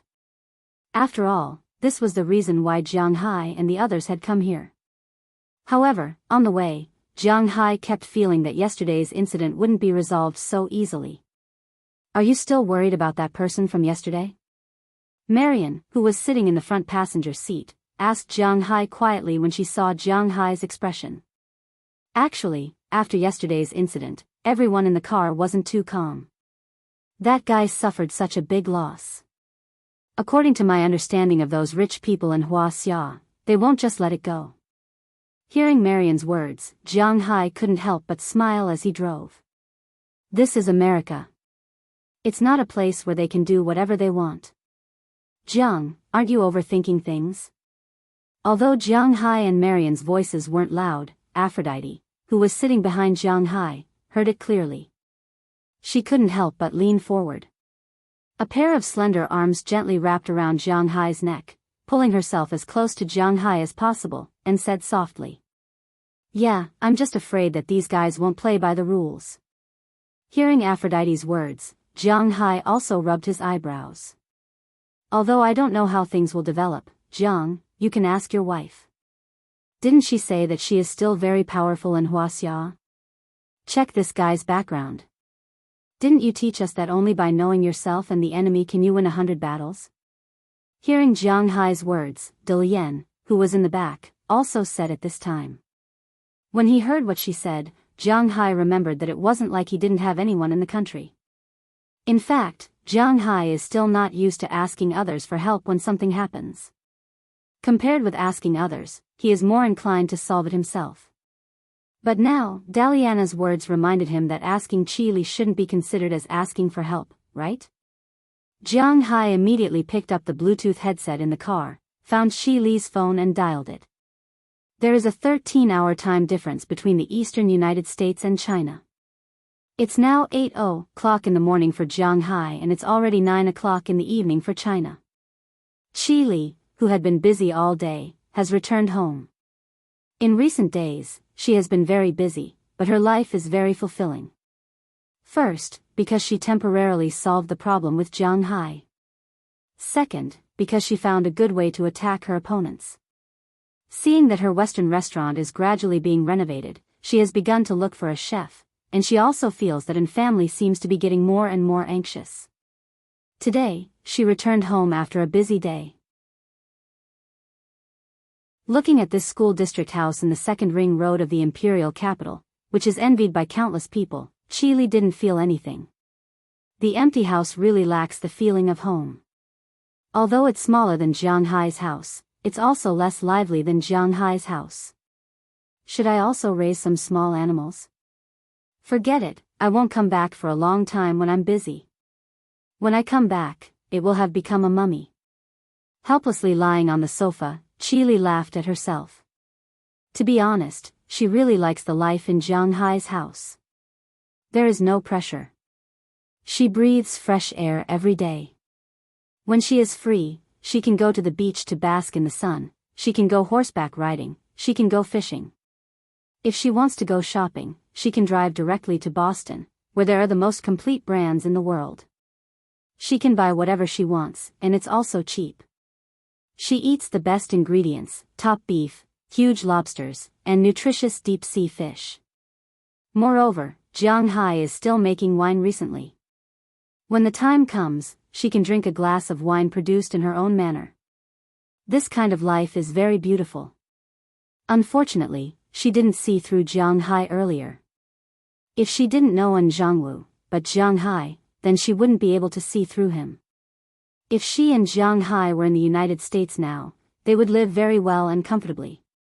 Just as Qili recalled that night, when Jianghu held her away from the mountain lion, her heart jumped for no reason, and a trace of red slowly climbed to her face. But at this moment, a mobile phone ringtone interrupted her thoughts. Originally, she thought it was a work problem, but she didn't expect to look down and find that the person who called was the one she was thinking about just now. Is this telepathy? Looking at the name flashing on the screen, Qili gently bit her lips, but she still picked up the phone and put it to her ear. Hello? Jianghu?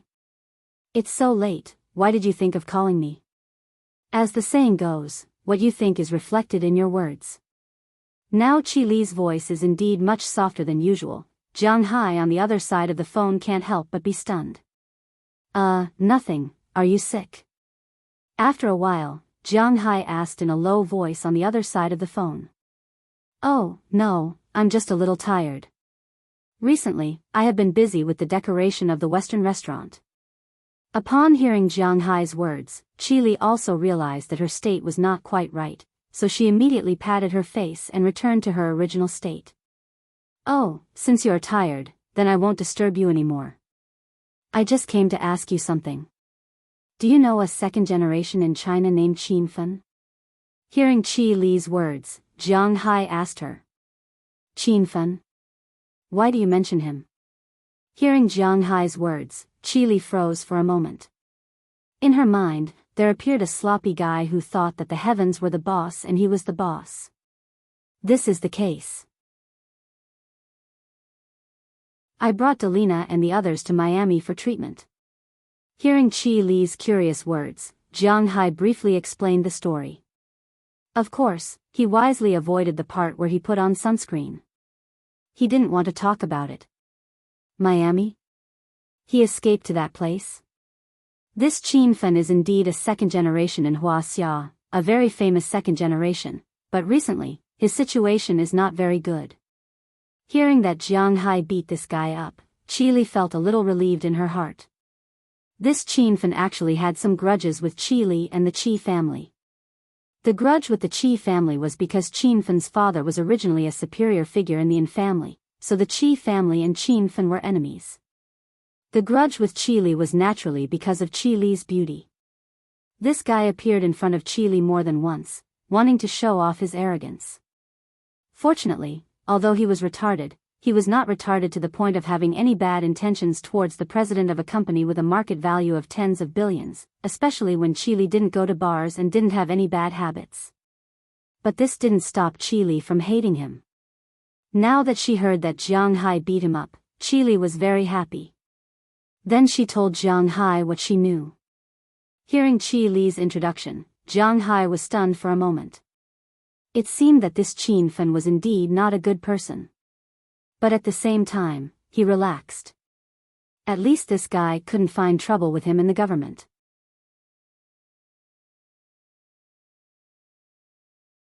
Chapter 285. This man named Qin Feng's father was Qin Tian, a high-ranking official in the imperial city. He was considered one of the top second-tier leaders in the country and held real power. Qin Feng, on the other hand, was a famous hedonist in the imperial city. Half a month ago, he ran over someone with his car. The other party's family was quite powerful. If he didn't settle the matter privately, he would have to pay with his life. Qin Tian used his connections to escape. This was why he chose Miami instead of Los Angeles. It was easier to escape from Miami. Miami was located in the middle of the Gulf of Mexico, the Sargasso Sea and the Caribbean Sea. He could easily go to any country from here. The lawless Mexico, Cuba, the Bahamas, and even further, the countries in South America could be visited. It could be said that it was a place where he could attack or retreat. Now, he had only been in the United States for 2 days, and he was causing trouble again. This time, he was causing trouble for Jianghu. But soon, he wouldn't be able to pull it off because Chile also had a grudge against him. Although Chile couldn't reach that far, it wouldn't be a problem for her to inform Qin Tai An's enemies in the country. As long as they caught Qin Tai An, they might be able to get some information about Qin Tai An. At that time, it would be a heavy blow to the An family. Jianghu wasn't good at scheming. He was famous for being naive. Since Chile was willing to take over this matter, it was the best outcome for him. Jianghu put down his worries and hung up the phone. He continued to drive to the place Shendy Clive told him about. After driving for about half an hour, a large white building appeared in front of him. It should be here, Jianghu muttered to himself as he looked at the address Xanthi told him. From afar, he saw a sign hanging on the building's outer wall. On it was a string of English words, Bernice Health Clinic. However, Jianghu knew that although it was called a clinic, it didn't usually treat patients. Most of them were doing research here. The main research direction was towards a disease that was claimed to be incurable, albinism. Although albinism still couldn't be cured here, there had been a lot of research results. At least albinos could live like normal people without exposure to the sun. This was a great progress. Of course, although the study of albinism was the most important, it was also very authoritative about other medical problems. Otherwise, SH-20 Clive wouldn't have recommended Jianghu to come here. The car quickly arrived at the front of the research institute. As the car steadily stopped in the parking lot of the research institute, Jianghu and the 10 girls got off the car and walked towards the research institute. "What can I do for you?" Seeing Jianghu walking over with a group of young and beautiful beauties, the security guard here couldn't help but be a little surprised. This was a place to see a doctor, not a beauty contest. What were these guys doing here? "We're here to see a doctor. I've already called Dr. Bernice here." Hearing the security guard's words, Jianghu also said politely. Hearing Jianghu's explanation, the security guard was still a little uncertain. So he asked Jianghu to wait here for a while. After he went back to make a phone call with the internal line, he asked Jianghu to wait for a while. About 10 minutes later, a woman came out of the research institute. This woman looked only 24 or 25 years old. She was definitely younger than Jianghu. She was obviously Asian. She didn't wear makeup on her face, but she wore a pair of gold-rimmed glasses. Her long hair was meticulously combed behind her head and tied into a ponytail. There was no expression on her face. Except for coldness, there was only coldness. She wore a white coat and a pair of high heels. When she walked, she really had a strong aura. However, when Jianghu saw her, he unexpectedly found that this person seemed to be a little familiar. However, this feeling only lasted for a moment. In his eyes, he felt that he looked familiar. It was very likely that it had been too long since he had seen an Asian. This could be a kind of misperception, just like how Wuxia people did not look much when they saw foreigners. And the reason why Asians looked similar to Asians was one of the reasons, so he didn't care. However, when this woman saw Jianghu, she was also stunned for a moment, and her face flashed with deep doubts. "Hello, my name is Jianghu. You must be Dr. Bernice. We just talked on the phone." Seeing the doubts on this woman's face, Jianghu didn't say anything. After all, he had something to ask of her. He took the initiative to walk over and shook hands with her. "Hello, Mr. Jiang. Sandy has already told me about you. Let's go in now. There are a lot of things to check, so we have to hurry." Hearing Jianghu's words, Bernice also calmed down. She didn't introduce herself, but continued to speak to Jianghu in English. Then, she led Jianghu into the research institute. However, when she turned her head, the puzzled expression on her face became even more intense. Although the woman's tone was a bit cold, Jianghu didn't care. After greeting the girls, he walked into the research institute. After walking in, he discovered that this place was really big. Moreover, almost all of the products here were cutting-edge technology. The ground of this research institute was divided into two parts. There were normal walking paths on both sides, but in the middle, there was a flat rolling ladder, just like an airport rolling ladder.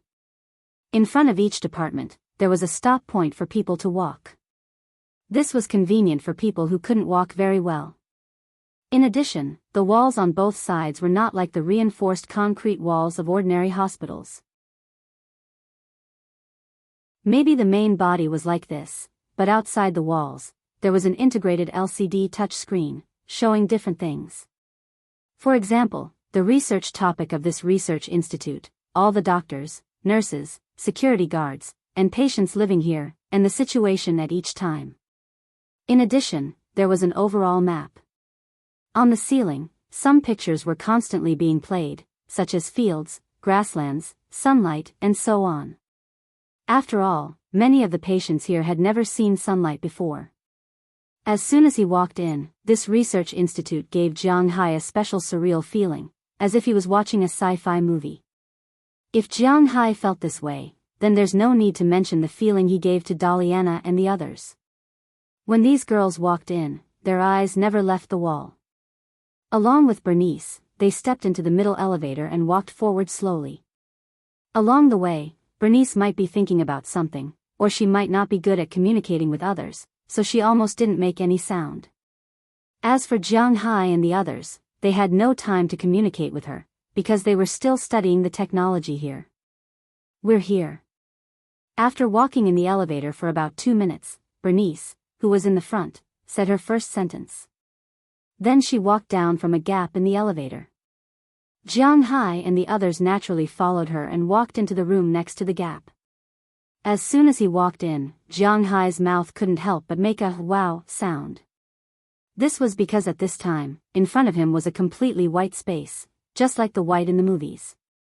It was pure white, from the ceiling to the floor, to the middle to the walls, everything was white, there was no other color. In addition, there was only one machine in this room, plus 2 people. These 2 people were obviously doctors here. At this time, they were recording something. Hearing the sound, they couldn't help but turn their heads. After seeing Bernice, they nodded to her. "We have a total of 6 tests today.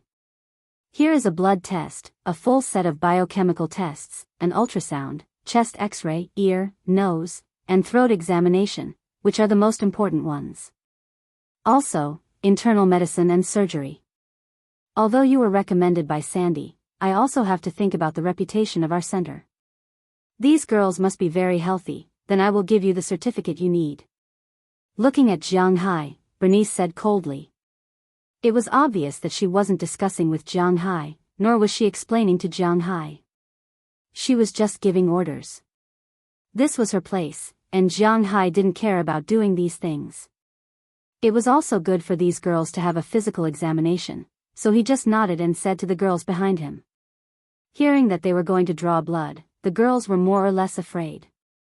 But after all, these people were not young, so they didn't need to be scared like children.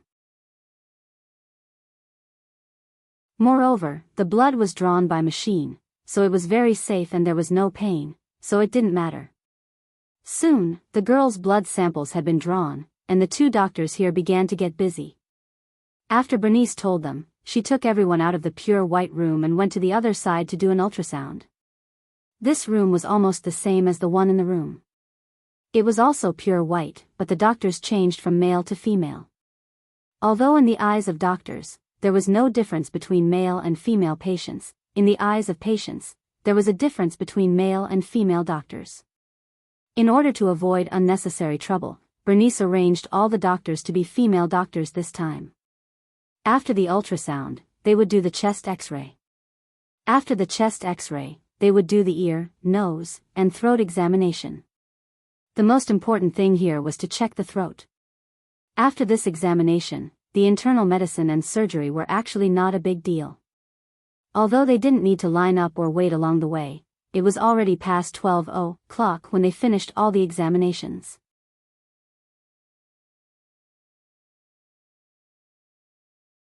Chapter 286. It's noon now. Why don't I treat you to a meal? The examination had been in progress. Unknowingly, it was already past 12 o'clock.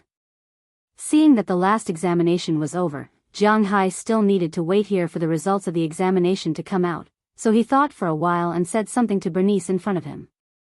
At the same time, he took out his mobile phone and prepared to order takeout. Of course, Jianghu's so-called takeout naturally couldn't be ordinary takeout. He was going to order it at the hotel where he lived. No need, we have a cafeteria here. The food is not bad. If you are interested, you can try it together. Before Jianghu finished speaking, Bernice had already rejected Jianghu's proposal and said faintly. He doesn't know why, but this Bernice always seems to have a trace of hostility towards Jianghu. Oh, then, okay. After listening to Bernice's words, Jianghu couldn't say anything, so he nodded with a smile. Then a group of 11 people, led by Bernice, took the rolling ladder and came to a huge room. Far away, Jianghu smelled the aroma of food here. Obviously, it was the time to eat here. Following Bernice, Jianghu and others quickly walked into this hall. This hall was the cafeteria of this diagnosis and treatment center. It looked no different from an ordinary cafeteria. There were several windows, one for dishes, one for rice, one for porridge, one for desserts and drinks. It was just that the people eating here, in addition to the doctors and nurses here, there were also patients here. Jianghu looked around. In addition to the room being white, the tables and chairs were all white, and the staff were all dressed in white. The patients here were also dressed in white. They were all wearing white hospital gowns, and their skin was whiter than the whitest white people. At the same time, they also had white hair. Each and every one of them looked just like the snow elves in a fairy tale world. They blended perfectly with the scenery around them. Feeling that someone had walked in here, these people's eyes looked at Jianghu and others immediately. When they discovered that Jianghu and the others were actually ordinary people from the outside world, their eyes revealed a trace of curiosity. Jianghu was also sizing up these people. He didn't know if it was because this institution was established relatively late, or it could be because the treatment here was expensive, so the older people no longer wanted to come here for treatment. Therefore, the patients admitted here were not very old. The older ones were in their 20s, and the younger ones looked like they were in their teens. Generally speaking, albinism did not affect one's lifespan, but they could not come into contact with the sun outside. Therefore, generally speaking, people with this disease would definitely look a little different from ordinary people, such as their eyes. However, it was unknown if it was because of Bernice's treatment, but the children's eyes were as bright as normal people's. If there was a difference between them and normal people, it would be that there was no trace of blood on their faces. They were just like vampires in movies. They had white hair, white skin, and aside from their mouths, eyes, and eyebrows, there was no other color on their bodies. They looked a little scary. Let's go. But obviously, Bernice didn't care about this. She waved to the people in front of her, motioning them to continue eating. Then she said to Jianghu. Several people picked up the trays and went to the windows and began to eat. Although this environment was a bit strange, Jianghu and others still sat there and ate with peace of mind. Because the food here was really good.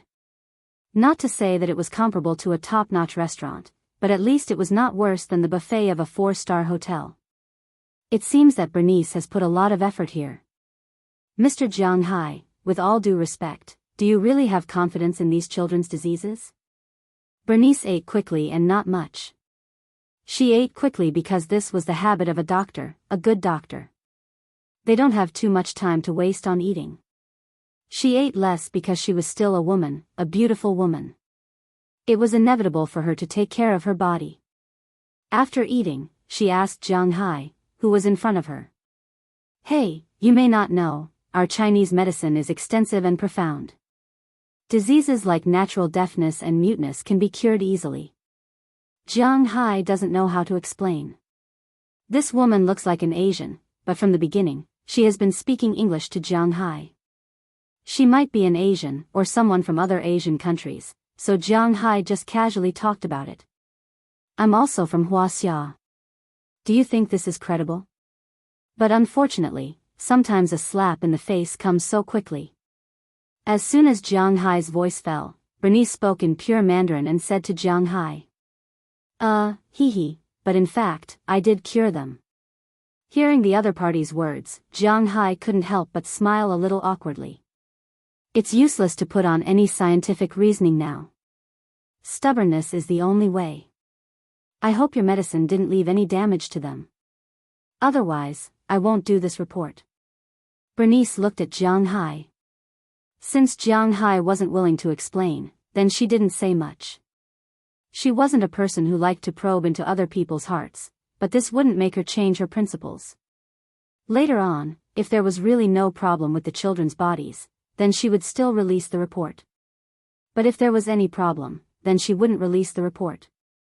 She would even consider calling the police. Hearing Bernice's sharp words, Jianghu couldn't help but smile brightly. It seemed like this woman wasn't easy to deal with. However, although Jianghu's face was a little embarrassed, his heart didn't have any fluctuations because he was quite confident in his own aura. Although this confidence has no scientific basis, sometimes science can't explain everything. The meal was already a little dull to begin with, and this time, it was even duller. The other 10 girls, because of some worries in their hearts, didn't eat much. The only one who was not affected may be Jianghu. He still ate and drank as usual. He ate 2 servings in a row before he was full. After eating, Bernice took Jianghu and others to the living room, but maybe because there were really no foreign patients here, less than 10 minutes after they arrived in the living room, a male doctor came in with a stack of test results. Bernice, these are the test results of these girls. Looking at Bernice, the male doctor had a trace of tenderness in his eyes. This man looks to be about 30 years old, about 1.8 meters tall, with a strong body, but not strong. He wore a pair of gold-rimmed glasses and looked like a gentle beast. Well, in Jianghu's eyes, there were only 4 kinds of men. One was uglier than him, and the other 3 were better looking than him. If they weren't beasts, then they were sissies, and if they weren't gangsters, then they were beasts. Of course, if he had a good relationship with these people, then he wouldn't mind becoming friends with them. But ridicule was indispensable, and this person was obviously within his ridicule range. Oh, thank you, Dr. Maud. But obviously, Bernice ignored the man's gaze, took the report in his hand, and flipped through it, which made the man a little embarrassed. Ahem, I don't know if you are free tonight. I happen to have 2 movie tickets for Women's Federation too. If you are interested. Seeing that Bernice ignored him, the doctor named Maud seemed to be used to it. He took out 2 movie tickets from his pocket and asked Bernice in front of him with some anticipation. Sorry, I'm not interested in movies. Unfortunately, Bernice did not let him finish his words and rejected him very straightforwardly. Oh, I also feel that movies don't have much meaning. Why don't we go watch a show? I booked a place in the outer hall of Versailles. I heard that you like to eat the wulla there. After we finish eating, we can go watch the killer whale show. Obviously, this doctor named Maud would not give up so easily and continued to speak. However, it was destined that this oriental beauty named Bernice in front of him did not have any feelings for him. She closed the report and said softly, Sorry, I still have work tonight. If you really booked a place, you can try to find someone else. Hearing Bernice reject him so clearly, the doctor named Maud could not help but smile awkwardly. The most important thing was that Jianghu and the others were beside him. He could not change his image, so in the end, he just nodded to Jianghu and the others and left. After this person left, Bernice also handed the report to Jianghu. Jianghu took the report and looked at it. The data of the physical examination was very comprehensive. His body, weight, and age were naturally included. Below that were blood lipids, blood pressure, blood sugar, X-rays, chest X-ray photos, comments from internal medicine and surgery, uric acid levels, biochemical results, and so on. Everything was included. Jianghu looked at the data in front of him and couldn't help but nod to himself. The bodies of these girls were almost in the healthiest state. This was also what Jianghu was most satisfied with, especially the throat. There was almost no damage there. The vocal cords, trachea, esophagus, everything was perfect. It turned out that Jianghu's aura was indeed too strong. Here's $2 million. Thank you for your help. I'm donating it to your clinic. Since there was no problem with the report, Jianghu also knew that there was no problem with the proof he wanted, so he smiled and took out a check that he had prepared long ago and handed it over. In the United States, bribery was not accepted, but if it was just a donation, then it didn't matter. Take your money back. I'm not short of money. I promised to help you because of Sandy's problem, but don't you think there's something wrong with it? Looking at the check handed over by Jianghu, Bernice said faintly. What's the problem? Aren't they very healthy? Pointing to the data on the report, Jianghu was a little confused. What's going on? It's precisely because they are too healthy that there's a problem. Pointing to the report, Bernice's eyes narrowed.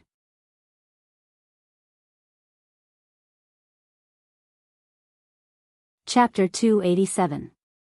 If I remember correctly, Sandy told me that the original life of these girls was extremely hard. They were forced to engage in some professions that were very damaging to their bodies in order to make a living. I didn't mean anything wrong with what I said. That's why I agreed to check them. Looking at Jianghu's puzzled eyes, Bernice said faintly. Hearing her words, Jianghu also understood what Bernice meant. Now these girls are too healthy. After all, these girls had been engaged in those professions before. Malnutrition is inevitable. At the same time, there must be viruses or internal injuries in their bodies. Their internal organs have been damaged for so many years. It is impossible for them to recover like this in just half a year. If Jianghu's Chinese medicine really only cured the throat, then it's okay, but Jianghu's so-called Chinese medicine cured all the diseases, which is a bit abnormal. Chinese medicine can cure the throat, can also cure the diseases of the internal organs, can also cure gynecological diseases, and even have the effect of repairing the membrane. I think it's difficult to convince myself with Chinese medicine, so I think I need an explanation. Looking at Jianghu in front of her, Bernice said word by word. Such an abnormal thing is really strange to her. If I say that the reason why they are well is because they worship many gods, and the gods naturally bless them, I don't know if you believe it or not. Shrugging his shoulders, there were some secrets that Jianghu would never speak of in his lifetime. Now, he regretted coming here. I don't believe it. Looking at Jianghu's expression, Bernice shook her head and her tone was very firm. If you don't believe it, then I can't help it. It seems that we are destined to go back disappointed today. Let's go. Seeing Bernice's appearance, Jianghu knew that this guy can't be convinced, so he shrugged. Jianghu said softly, then left the room with these girls, stepped on the elevator, and walked in the direction of the door. At this time, in this room, the doctor named Bernice had some entanglement and hesitation on her face. To be honest, as a doctor who advocated science, the thing she could not accept the most was the supernatural. However, Jianghu's current situation could not be explained by science. It was as if these girls had changed into another person. Her testing organization was the most authoritative and comprehensive testing organization. She was certain that the bodies of these girls did not look like they had just recovered from a serious illness. Instead, they looked like they had received good education since young and had always maintained their health. After all, these people's physical conditions were almost the same as those of medically perfect people. This was what puzzled her the most. However, Jianghu didn't tell her. Furthermore, because she had promised Sandy, she wouldn't tell anyone else about this secret. At this moment, she was in a dilemma. All these things that went against common sense made her, a medical scholar, very interested in studying them, but she couldn't. Troublesome. Weakly pulling at her hair, Bernice whispered. Don't forget my original intention of studying medicine. Sitting on the chair behind her, Bernice whispered in a low voice. At this time, Jiang Hai had already left the institute, but the expression on his face was not very good. It was understandable, after all, his main purpose of coming here was not achieved. He came here to let these girls talk and live normally in the future. However, it seemed that this was not an easy thing. If he had known, he would have gone to other places directly. Jiang, what are we going to do now? Just when Jiang Hai was a little upset, Daliana gently pulled the corner of his clothes and asked Jiang Hai. Hearing her words, Jiang Hai was stunned for a moment. Indeed, he had no plans today. Where do you want to go? Looking at Daliana and the others in front of him, Jiang Hai asked them. We weren't full just now, let's go eat. As soon as Jiang Hai asked for their opinions, Hilda Leonard immediately shouted. This girl usually eats a lot, and now she is indeed a little hungry. Well, let's get in the car first, and then find out what's delicious in Miami. As soon as he heard them talking about food, although Jiang Hai was not hungry, he was obviously more interested in eating. In his opinion, only eating can heal the trauma in his heart. Immediately, everyone returned to the car, and Jiang Hai also took out his mobile phone to check. Miami is located at the junction of South and North America, and it is also the estuary of the Caribbean Sea, the estuary of the Gulf of Mexico, and the Atlantic Ocean, the entrance to the ocean, so the seafood here is also the main cuisine. However, the difference was that there were a lot of flavors here. Most of them were Latin American flavors. Most of the official languages here were actually Portuguese and Spanish, not English. But just like Western cuisine, Latin American cuisine has a clear division. The Western cuisine that the Chinese speak of is actually a general term. French cuisine is Western cuisine, Italian cuisine is Western cuisine, German cuisine, English cuisine, and even Czechoslovak cuisine are all Western cuisine. The Latin American cuisine here is also the same. Cuban cuisine is Bolivian cuisine, Brazilian cuisine is Brazilian cuisine, Argentinian cuisine, Chilean cuisine, and so on. It can be said that all kinds of dishes are Latin American cuisine. But in fact, if you divide them in detail, the taste is different. According to the internet, the restaurant with the highest ranking is called Key West, but instead of a restaurant, it is better to say that it is a vacation island. West Reef Island is the general name of these islands. This place was a small group of islands to the west of Miami. Not only was there delicious food on the islands, but the most important thing was the beautiful scenery. However, it would take more than half an hour to reach it by driving along Route 1 from Miami. Tickets are needed to enter. Although the tickets are not expensive, they cost money to see the sea view. Obviously, it is meaningless for Jiang Hai and the others. After all, they don't need to see this kind of entertainment. The second place is a small stone bar called Jones's, which is not far from where Jiang Hai and the others live. There are all kinds of seafood platters and so on. The barbecue is very good, but Jiang Hai and the others are not very interested in seafood. Next is a restaurant called Versailles. Jiang Hai remembered that the man made an appointment with the female doctor at this restaurant, so Jiang Hai can't help but pay more attention to it. It is said that this is a Cuban restaurant. The taste is very good, and the price is not very expensive. But because it is full, there may be a line when it is time to eat. Seeing such a review, Jiang Hai is more interested. Cuban food, to be honest, he really hasn't eaten it. Let's go to eat Cuban food. Pointing to the restaurant's information on his mobile phone, Jiang Hai said to the people behind him. When they heard Jiang Hai's words, everyone nodded. In fact, to be honest, they haven't eaten there. Now that they heard Jiang Hai say that they are going to eat Cuban food, they are actually very interested, so everyone drove directly to this place. After arriving here, they found that although it was already past 1 o'clock, there were still a lot of people here. Jiang Hai and the others deliberately shared a table because there were so many people, but after the dishes were served, Jiang Hai and the others were very happy. The food here is mainly divided into two kinds, order and buffet. Jiang Hai and the others naturally came to both. Cuban food looks very ugly, really ugly, but the taste is not bad. Because there is a lot of sugar cane in the secret recipe of Cuba, basically all the dishes have a trace of sugar cane sweetness.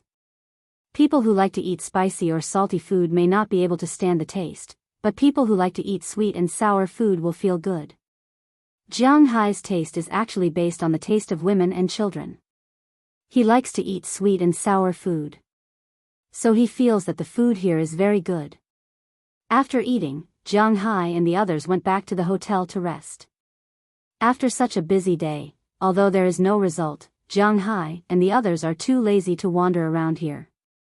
Although Moses Adams had a lot of fun last night, he got up early this morning to deal with Jiang Hai's case. The reason why Jiang Hai always uses this guy is that this guy can distinguish between work and personal affairs. He would never do anything for personal reasons. This was also one of the things that Jiang Hai valued the most. Once he was given a task, he would definitely complete it. After a good night's sleep in the hotel, Aphrodite and the others tacitly came to Jiang Hai's suite after dinner. Using the excuse that this was the largest room, it was very comfortable to watch TV here. Therefore, Jiang Hai's side was surrounded by a lot of women, and there was also a huge part that directly attacked the line of sight. Jiang Hai suddenly thought of the girl at the front desk downstairs. Can I call for special service tonight? Just as Jiang Hai is thinking about this, there is a sudden knock on his door. When Jiang Hai heard it, he struggled to stand up from these legs and upper body and went to the door to open it. But the moment he opened the door, he couldn't help but be stunned, because the person in front of the door is not someone else, but Bernice he just saw today. At this time, her face is as cold as it was during the day, just standing there and looking at Jiang Hai. What's the matter? Seeing her, Jiang Hai can't help but ask in surprise. He really didn't expect her to come. I can give you a certificate, but I don't need money, I need you to do me a favor. Looking at Jiang Hai, she said seriously.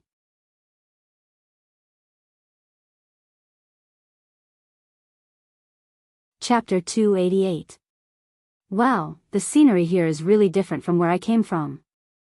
Leaning against the window of the car and looking at the scenery passing by on both sides, Daliana couldn't help but shout excitedly.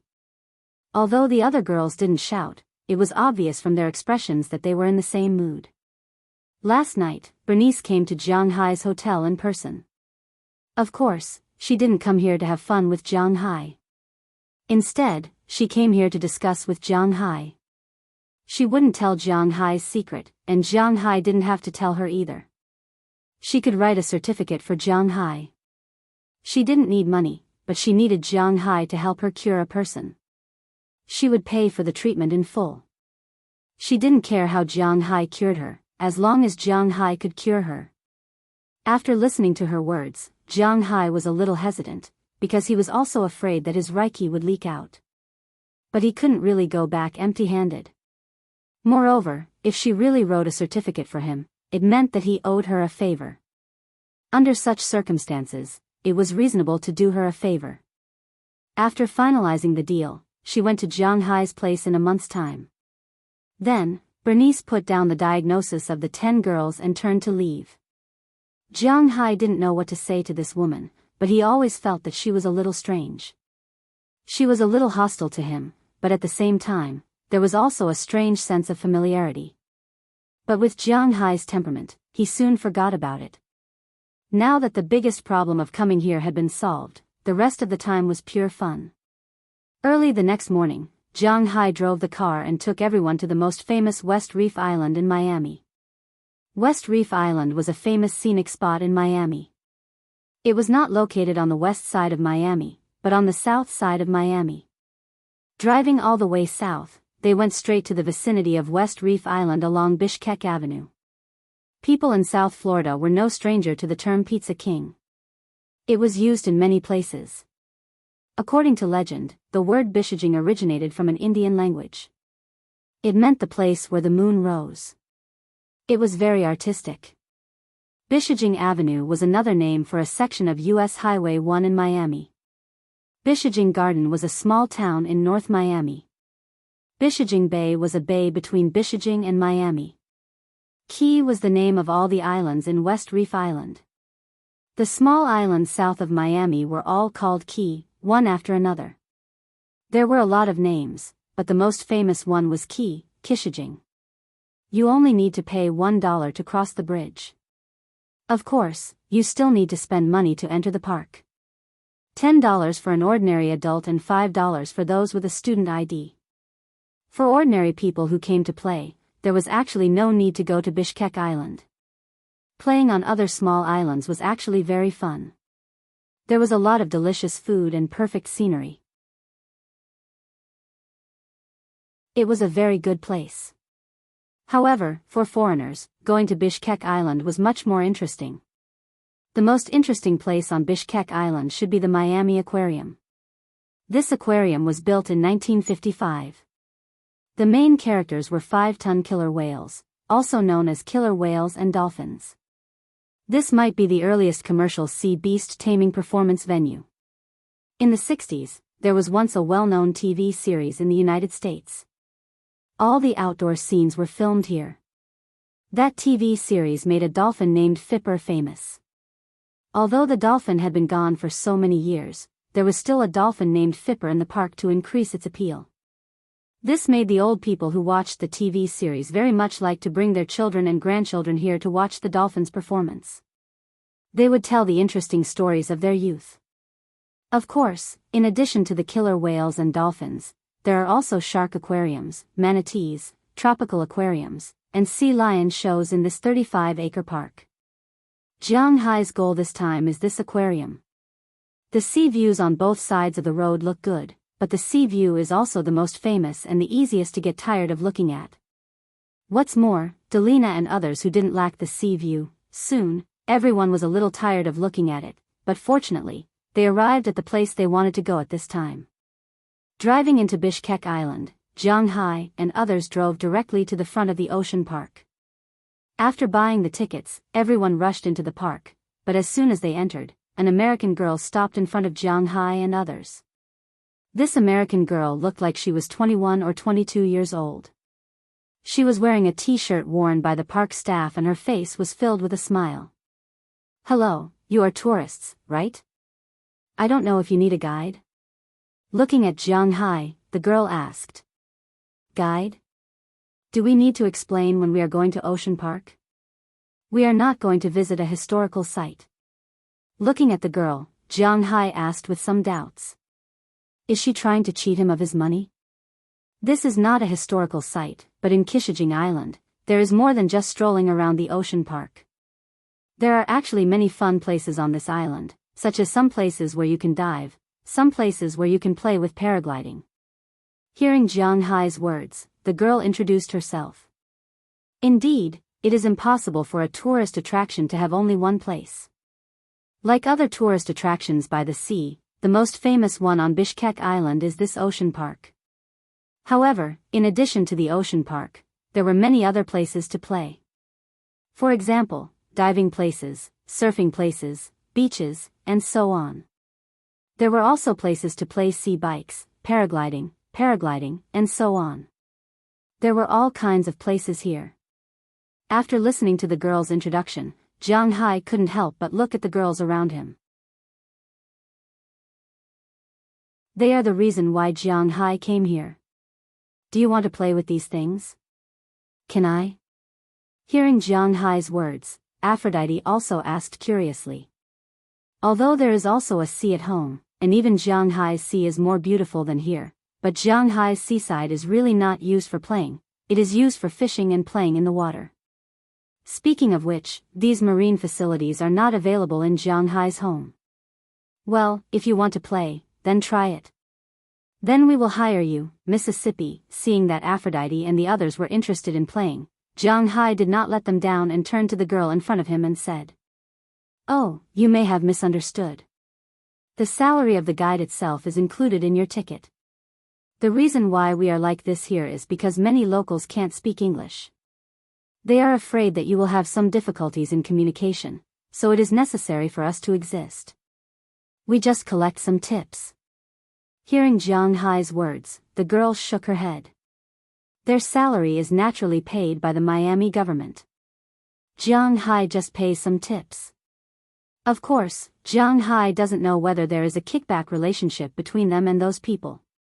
Jiang Hai only knows at this time that this design is really quite humane. In fact, to be honest, there are more people who speak Portuguese and Spanish here than English, especially many Latin Americans. They may have immigrated here for many years, but they can't speak or listen to English. It is indeed a bit troublesome to communicate. After seeing that Jiang Hai decided to hire her, the girl also took Jiang Hai and the others to play. First, they had a good time in the ocean park. She explained the major venues and so on very clearly. He has to admit that this girl's knowledge, at least in the aspect of the ocean, is very wide. At the same time, Jiang Hai also has a better understanding of this sea area. When it comes to fishing, whether it is fish that grow or fish that may be raised, the sea in the south is much better than the sea in the north. Just the selection alone is not comparable to Jiang Hai's Boston. After visiting these venues, they went to see the killer whale and dolphin shows. Dolphin shows are everywhere in the world, but to be honest, there is indeed a reason why Miami is so famous. The dolphin show here is not only to sell feelings, but it is really interesting. Jiang Hai wants to raise a dolphin. But considering that his big idiot is not bad, Jiang Hai also withdrew his thoughts. After watching these performances, there was nothing fun to do in Ocean Park. Next was lunch. On Pizza Island, in addition to the Ocean Park and places to play, there are also many places to eat. Jiang Hai naturally stuffed himself here, and the tour guide also had a good meal with Jiang Hai. It is indeed a good thing for her to meet such a generous employer like Jiang Hai. After lunch, everyone went to the beach. First, they rode the jet ski for a while. In fact, it was also the first time for Jiang Hai to ride this thing, but to be honest, it should not be difficult. After riding the jet ski, everyone went to play paragliding. After this, it was not early anymore. At this time, Jiang Hai and others were ready to go back after playing the last game. If you are not going to come to Pizza Island after tomorrow, then I recommend you to go diving. Hearing that Jiang Hai and others were ready to leave after playing the last game, the tour guide here could not help but recommend it to them. Diving? What's so fun about diving? Hearing the tour guide's words, Jiang Hai was a little disapproving. He was not afraid of the water pressure, and he could breathe underwater. He dived every day to catch lobsters and abalones. What was so fun about this? Maybe you are diving in other places just to see the scenery under the sea, but here, you can see shipwrecks. Seeing that Jiang Hai was a little disapproving, the girl smiled. Diving here is so famous, naturally, there is a reason.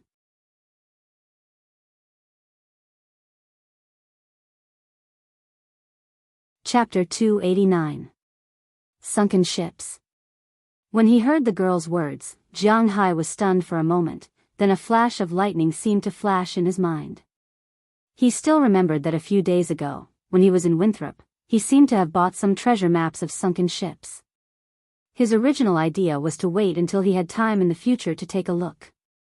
Many of them were in the Caribbean Sea and the Gulf of Mexico. How could he forget about it as soon as he arrived here? Now that he heard the girl's words, Jiang Hai instantly remembered. But thinking about it, it was useless. Jiang Hai was very timid. If you asked him to dive so deep to get treasures, he wouldn't dare. What if he ran into a giant pirate in the deep sea, a sperm whale upstream, a group of sharks upstream, a killer whale upstream, a migration of jellyfish and a riot of sea snakes when he swam to the surface? What if he ran into a migration of jellyfish and a riot of sea snakes? In fact, if he encountered all these, it meant that he could die. There was no possibility of survival. But since he was already here, it was impossible for Jiang Hai not to take a look, although he was a little scared. But now, the guides said that they could go to the place where they could dive. The treasures that had been dug out were only the places where they could disembark. Jiang Hai was quite interested in this. Know yourself and know your enemy, and you will be invincible. At the very least, he wanted to know what kind of birds these sunken pirate ships were. In the principle of not leaving empty-handed, Jiang Hai signed up all the girls. Seeing that Jianghu was so rich, 1 hour of diving, $150 per person, the guide was also very happy. Who would believe that she didn't get a commission? But in any case, with Jianghu's money, the guide specially found a pair of local diving coaches for Jianghu. This was a couple, and they also spoke English. It was easy to talk to them. When they heard that Jianghu had a fish farm and often dived, the two were very surprised. However, it was very cost-effective for them to have someone who didn't take care of them. After Jianghu and the others put on their diving suits, everyone dived into the water first. Diving was also very particular. They couldn't go down quickly, nor could they come up quickly. This was because the human lungs needed time to adapt. When diving underwater, the lungs were at one frequency. No matter how many meters they went down, they were at another frequency. If a person was at the bottom of the sea, for example, about 100 meters, and rushed up without taking a break, the water pressure would probably crush the person's lungs. Referring to the hairtail, there was also a place called blade fish. Of course, it was not the same species as the blade fish, herring, in the Yangtze River. However, this kind of fish was also very common in the market. The reason why there were no live hairtail fish was that this kind of fish originally lived in the middle section of the ocean. The shallowest part was 30 meters underwater, and the deepest part was more than 100 meters underwater. When the fishing net caught it, because the speed was too fast, the fish's lungs would be crushed in an instant. Therefore, the hairtail fish that were caught were all dead. Although people weren't as fragile as hairtail fish, they weren't much better. Aphrodite and the others didn't know how to swim, let alone dive. At most, they could only flop around a bit. Therefore, they could only snorkel, which was very easy and convenient. Therefore, one of the two instructors was specially assigned to lead them. The main thing was to see if there were any aggressive creatures nearby. The other male instructor, on the other hand, agreed to Jianghu's request and wanted to take a look at the sunken ship in the diving area. For this, he even tipped them $100 each. For the sake of the tip, they agreed to let Jianghu go to the sunken ship, let alone all of them. Naturally, the instructor wouldn't refuse a financial backer like Jianghu. After putting on their equipment, the two of them dived into the water. They deliberately pretended to imitate the instructor's movements. After swimming a few laps on the surface, the two of them slowly dived. This section of the seabed wasn't actually very deep. The deepest part was only about 40 meters, but the seawater here was different from Jianghu's. This was a tourist area, so naturally, the seawater wasn't too clear. It was fine looking from above, but at the bottom, the visibility was very ordinary, only about 2 meters. The sea 40 meters below was still very dark. Fortunately, they knew that there were no threatening creatures here, so the instructor and Jianghu each took a flashlight and went into the water. Following the guidance of the flashlight, Jianghu followed the instructor and slowly swam forward. Not long after, they swam to the front of a sunken ship. However, the sunken ship at this time basically didn't look like a ship anymore. After all, it was a medieval pirate ship. It wasn't like modern ships that were made of metal, so even if it was rotten, one could still roughly see the shape of a ship. However, this ship was made of wood and almost didn't look like a ship anymore. Jianghu could only take a rough look. The entire ship was made of wood and was about 20 meters in size. Don't underestimate this 20 meters. A ship of this size could already be as dazzling as an aircraft carrier now. After all, Jianghu's treasure ship, which was known as the strongest ship back then, was only 61 meters long and 13 meters wide. A ship of 2,000 materials was already the limit of Wuxia's shipbuilding industry back then. Before the steam engine, it was impossible to carry a larger ship with wind and manpower. Most pirate ships were more than 10 meters long. A ship of more than 20 meters could be regarded as the flagship of some small pirates or the deputy ship of a big pirate. This was also Jianghu's main goal. In fact, this was also the case. Before going into the sea, Jianghu also learned about the situation of the pirate ship they were going to visit. This pirate ship was originally called the Windmill. It was a famous pirate in the Caribbean Sea, the Black Baronet Samuel Roberts. It was once his ship before he rose to power. Later, when he changed his flagship, this ship was also his secondary ship. It was destroyed by the Portuguese fleet and sunk here. It had a history of more than 300 years. This ship was divided into 3 floors. The first floor was the deck and the captain's cabin. The second floor was the crew's cabin, the turret, the kitchen, and so on. The third floor was the drainage room and the warehouse. Generally, when the pirates robbed gold and silver, other than dividing it on the spot, they would basically put it in the warehouse and wait until they got back. This was also the place Jianghu focused on. He didn't make these ships for culture or anything like that.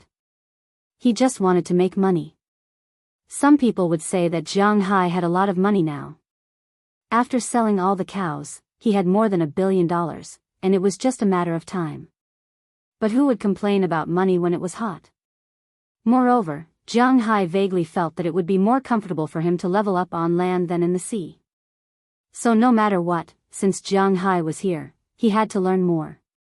Together with the coach, Jianghu shuttled back and forth in the dilapidated cabin. There was almost nothing left on this ship. Not to mention bones, even boxes, whole planks, cannons, and so on had been moved away. After all, this ship was still too shallow. It was only a few dozen meters deep. They didn't even need to use other ships. A crane on land could bring the ship up.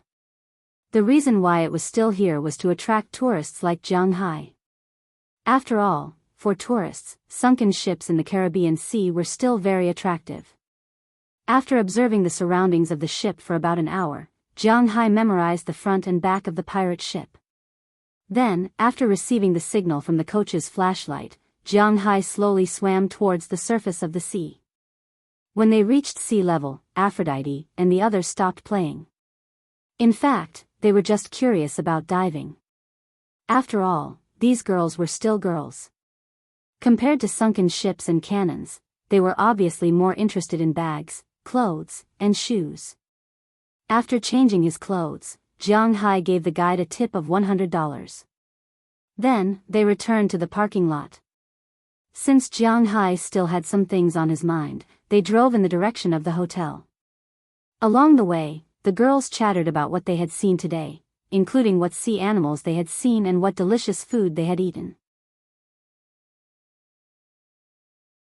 However, Jianghu's thoughts had already drifted to the sea. Although Jianghu was afraid of death, he was really afraid of death, but suddenly, he felt that he could give it a try. If it didn't work, he would come back immediately. But if it worked, it would be a breakthrough. When he had time, he would sail his ship over. Then, it would be time for him to make a fortune. Humans were like this. They had a certain degree of fluke in everything. Right now, Jianghu had such a feeling. Looking at the girls around him, Jianghu decided in his heart that maybe he could give it a try at night. But before that, he needed to fully arm himself. An underwater gun, a spear gun, a chop-proof vest, a diving suit. These were things that he didn't use in Winthrop before, so he had to fully arm himself. But fortunately, apart from guns and spear guns, these things were sold in outdoor stores on the roadside. As for these 2 things that weren't sold, Jianghu believed that it shouldn't be a problem for Moses Adams. Sure enough, it was similar to what Jianghu thought. When they returned to the hotel, Moses Adams had already returned. He told him what he needed.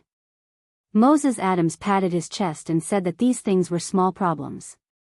At the same time, he also brought back a piece of news. The other party was also willing to turn a big problem into a small one, and a small one into nothing. They would treat it as if this matter didn't happen. However, after hearing this, Jianghu smiled. He believed that the other party didn't dare to make a big deal out of it. Because if he made a big deal out of it, he would be dead if he returned to China. However, this didn't mean that they would give up on dealing with him. Jianghu wasn't stupid. Since when were the rich people in China so easy to talk to? Now that he had given in, it was only on the surface. In private, it wasn't accurate. In the next few days, you should go out less at night. I don't think that guy will give in so easily.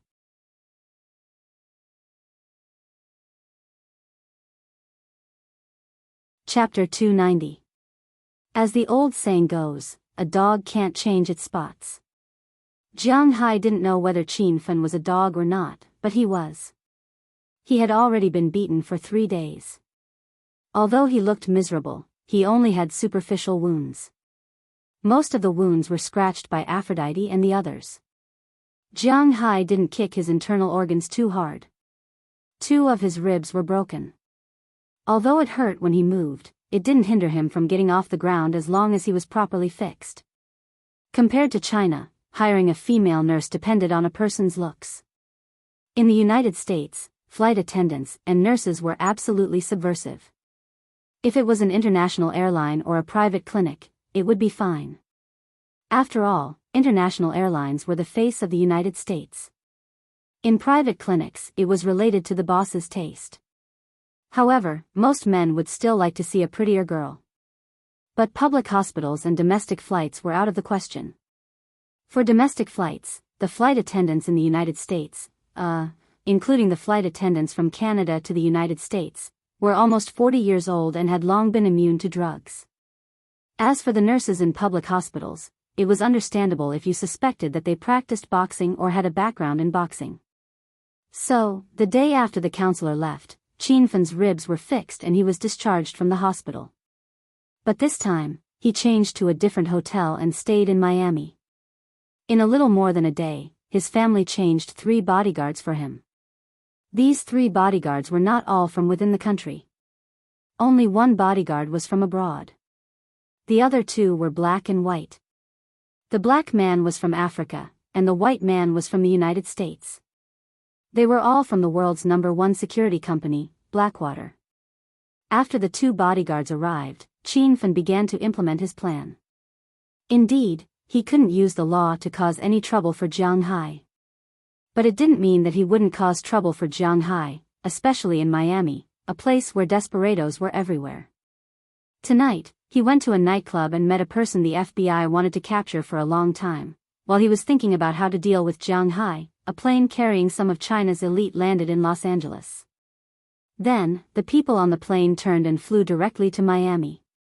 It was obvious that Chile had already revealed this guy's address to those who wanted to know about this news. It was none of Chile's business whether he was brought back to be interrogated, or he was directly killed abroad.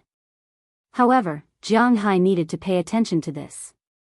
Fortunately, the Americans weren't crazy.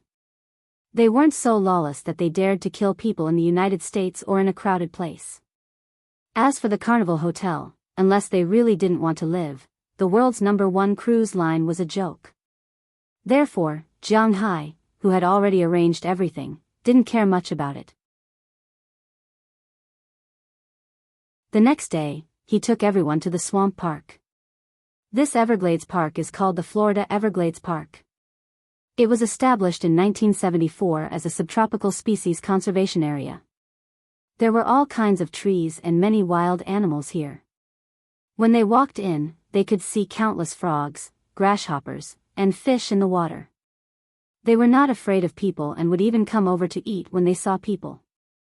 There were many snails and other mollusks on the leaves and on the grass by the roadside. If they were lucky, they could see sea cows, jaguars, otters, and other creatures. But Jianghu and the others weren't so lucky. Moreover, Jianghu was interested in these creatures, but it didn't mean that Aphrodite and the others were interested in them. Most of the women were only interested in cute things, such as kittens, puppies, or feline cubs. But for ferocious beasts, their perception was very ordinary. Therefore, Jianghu and the others just casually walked around here and then went back. On this day, Moses Adams helped Jianghu buy all the things he needed, including an underwater engine. This could allow him to move quickly underwater, but there was a problem. Sometimes the speed was too fast, and the water pressure may be unbearable. Moses Adams also explained this to Jianghu. But Jianghu didn't care. He didn't care how big the water pressure was. The only thing he cared about was how fast he could run. After everything was ready, that night, Jianghu quietly left the hotel and drove to a nearby uninhabited beach that he had already observed. This place also avoided surveillance. Then Jianghu put on all the equipment and dived underwater. From this, it could be seen that Jianghu really cherished his life. He was really well dressed.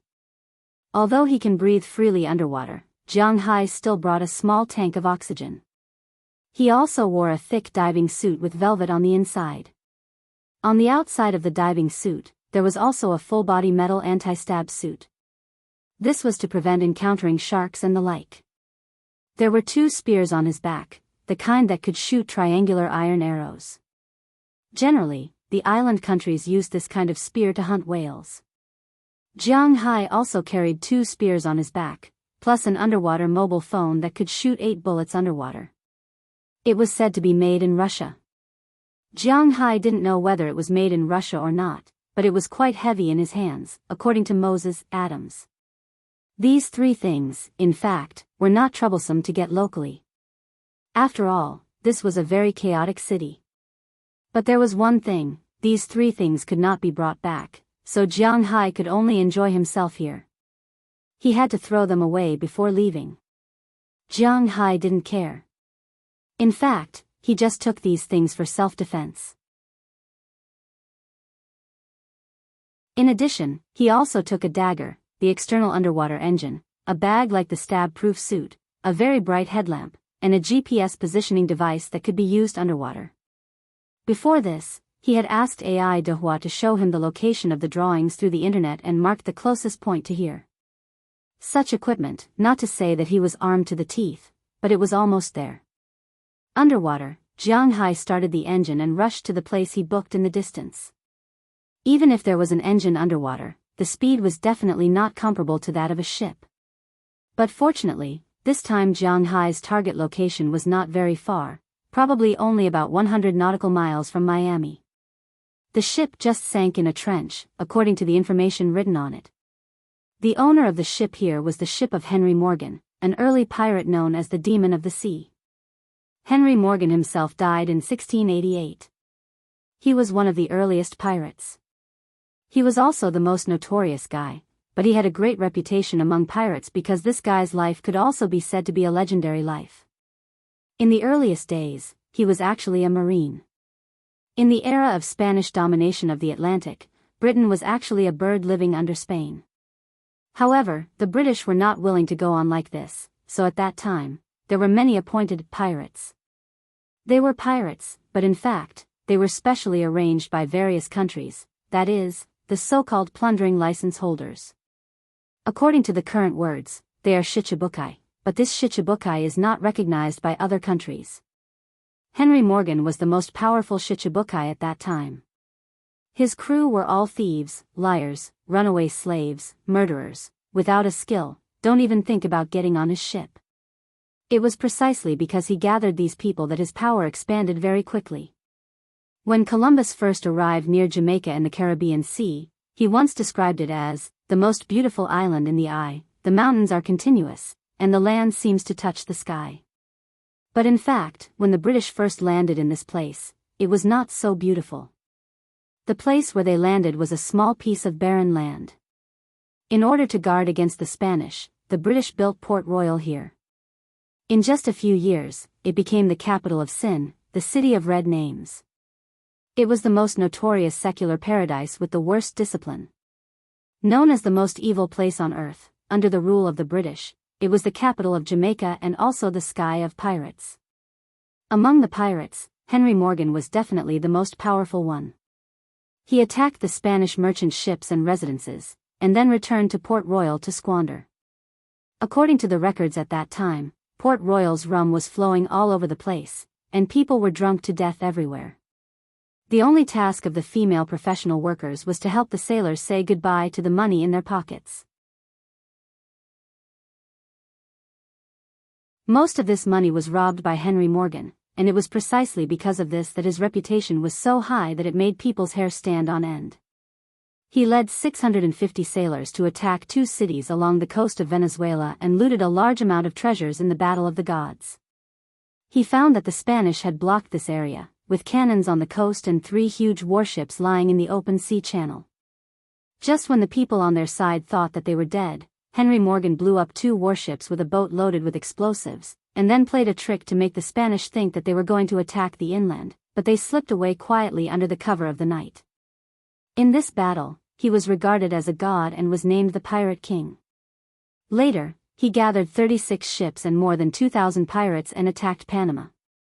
After a big battle, the pirates won a Pyrrhic victory, but at that time, the British had signed an armistice with the Spanish. He was then summoned back to the country and put in prison for breaking the unity. But he was a smart man, so in the end, King Charles II pardoned him and appointed him as the Lieutenant Governor of Jamaica. He worked for 15 years until his death in 1688.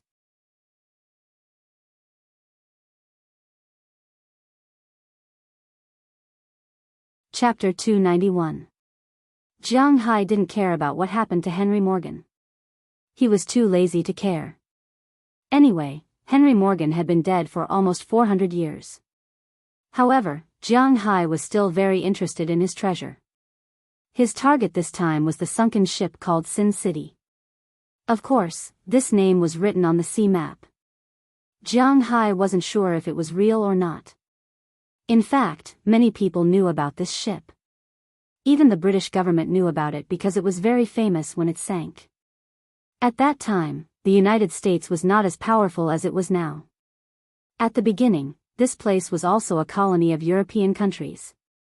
After 1773, the United Kingdom alone gained the upper hand. Before that, this place was a colony of Britain, France, Holland, Germany, and other countries.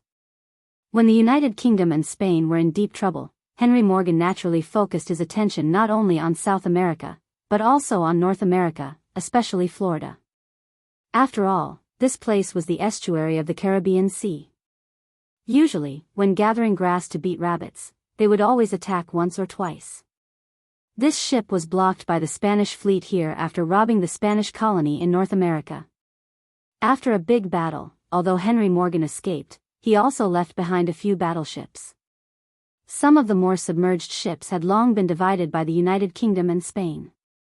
Later, some of the more submerged ships were gradually salvaged after entering the later era of science and technology. However, only the ship with the most jewelry had not been salvaged because this ship was really unlucky. In this sea area, there was almost an oceanic trench. But coincidentally, there was only one trench. The deepest one was more than 3,700 meters, and this ship happened to be stuck at a depth of about 1,760 meters. At this depth, it was impossible for people to go down. If they sent a submarine or something like that, they were afraid that the ship would fall more than 3,000 meters. Then, it would be even more impossible to salvage it. So, although they knew that the ship was here, there was nothing they could do. If they lost it, they were reluctant. If they could salvage it, they couldn't do it. They couldn't even get the things inside. So in the end, whether it was the United States or the United Kingdom, they decided to leave it here. Anyway, it wouldn't be lost. Later on, when the fisherman was selling these treasure maps, some people also found this place. However, after taking a look, they were prepared to go back and beat that guy up. It was impossible to fish up such a boat. However, it didn't mean that Jianghu couldn't do it. At least, Jianghu was working hard for this. The speed of the engine wasn't slow, and Jianghu was also the fastest, about 20 nautical miles per hour. Jianghu ran for nearly 6 hours in the water, and when he reached the trench, it was already midnight.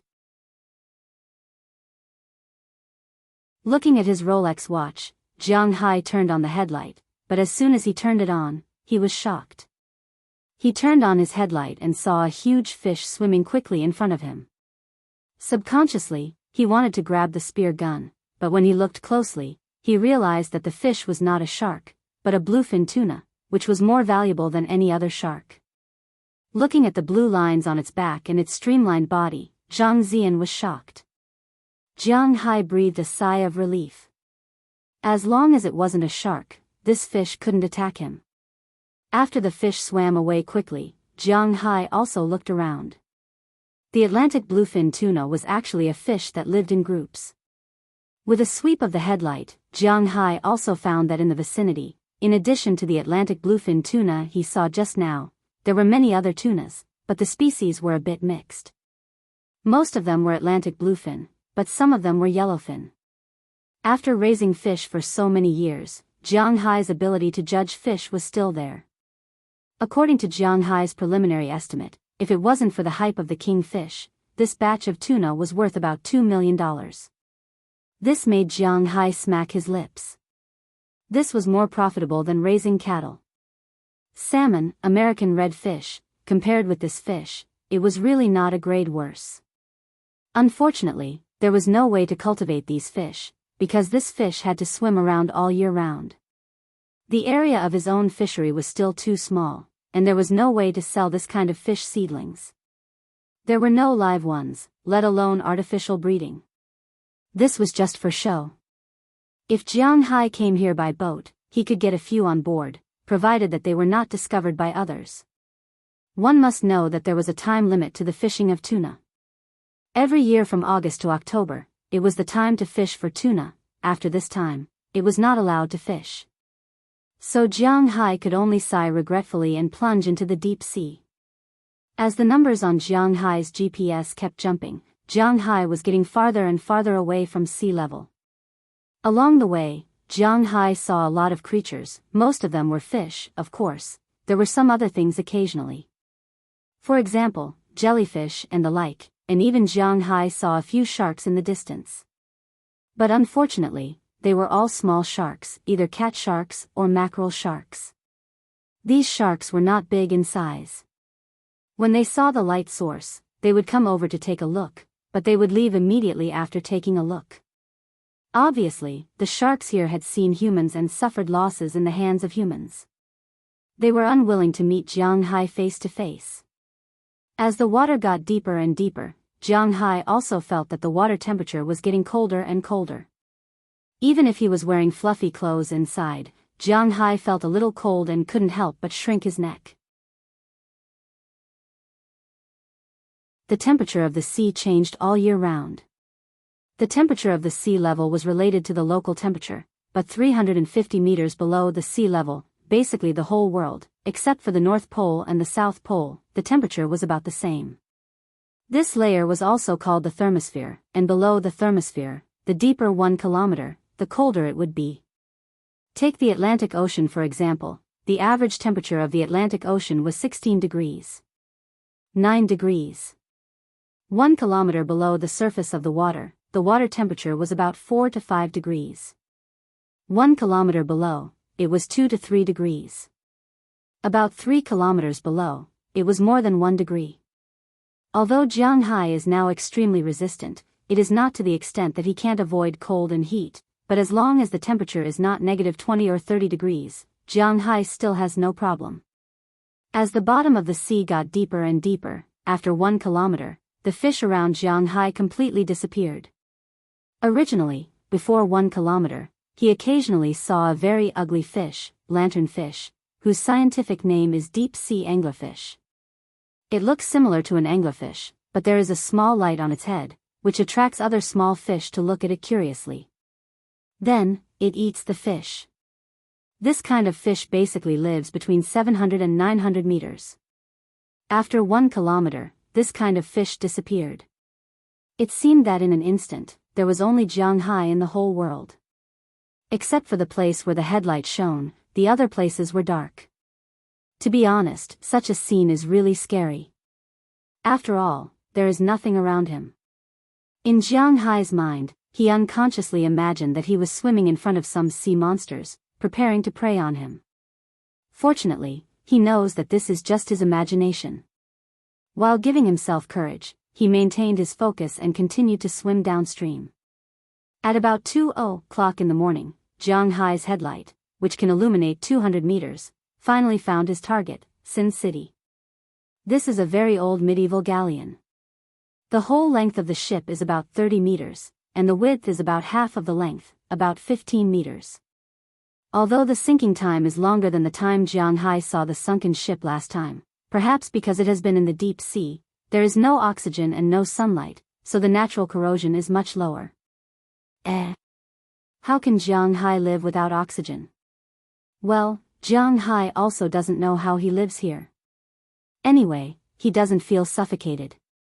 At this time, the ship was in an I shape. The bow and stern of the ship happened to be stuck on both sides of the sea. It was just hanging there. The sails and other things on the ship had long rotted away. Some of the ship's planks and other things were also broken. Some passing kelp has taken root and sprouted in the empty cabin. It floats around with the current under the water, as if it is saying, "Come on, come on."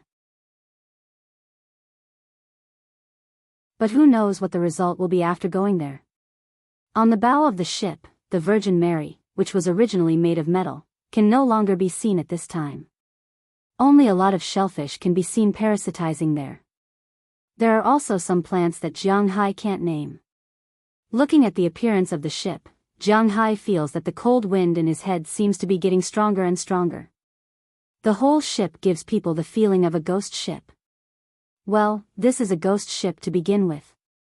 Jianghu deliberately looked at the ship when he was descending. The ship is just hanging on the edge of the cliff. Although he is not sure if the ship can withstand the impact of his fall, Jianghu is not prepared to try.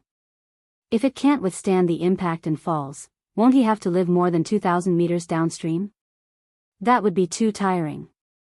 So he is prepared to lie down on the cliffs on both sides first, then slowly walk to the ship. But the moment Jianghu shines the headlight on the cliffs on both sides, his scalp feels like it is exploding. The hair on his whole body tightens in an instant, and his hair stands on end. His whole back gives a dense feeling of disgust. He almost can't hold the engine in his hand. Fortunately, he is a brave person. He forcibly grabbed the engine and turned it off, preventing it from falling. Jianghu swallowed another mouthful of saliva. He resisted the disgust and looked at the cliffs on both sides. Under the illumination of his headlight, the cliffs on both sides are densely packed with countless insects. Looking at these insects, Jianghu subconsciously stopped in the middle. He doesn't know what to do.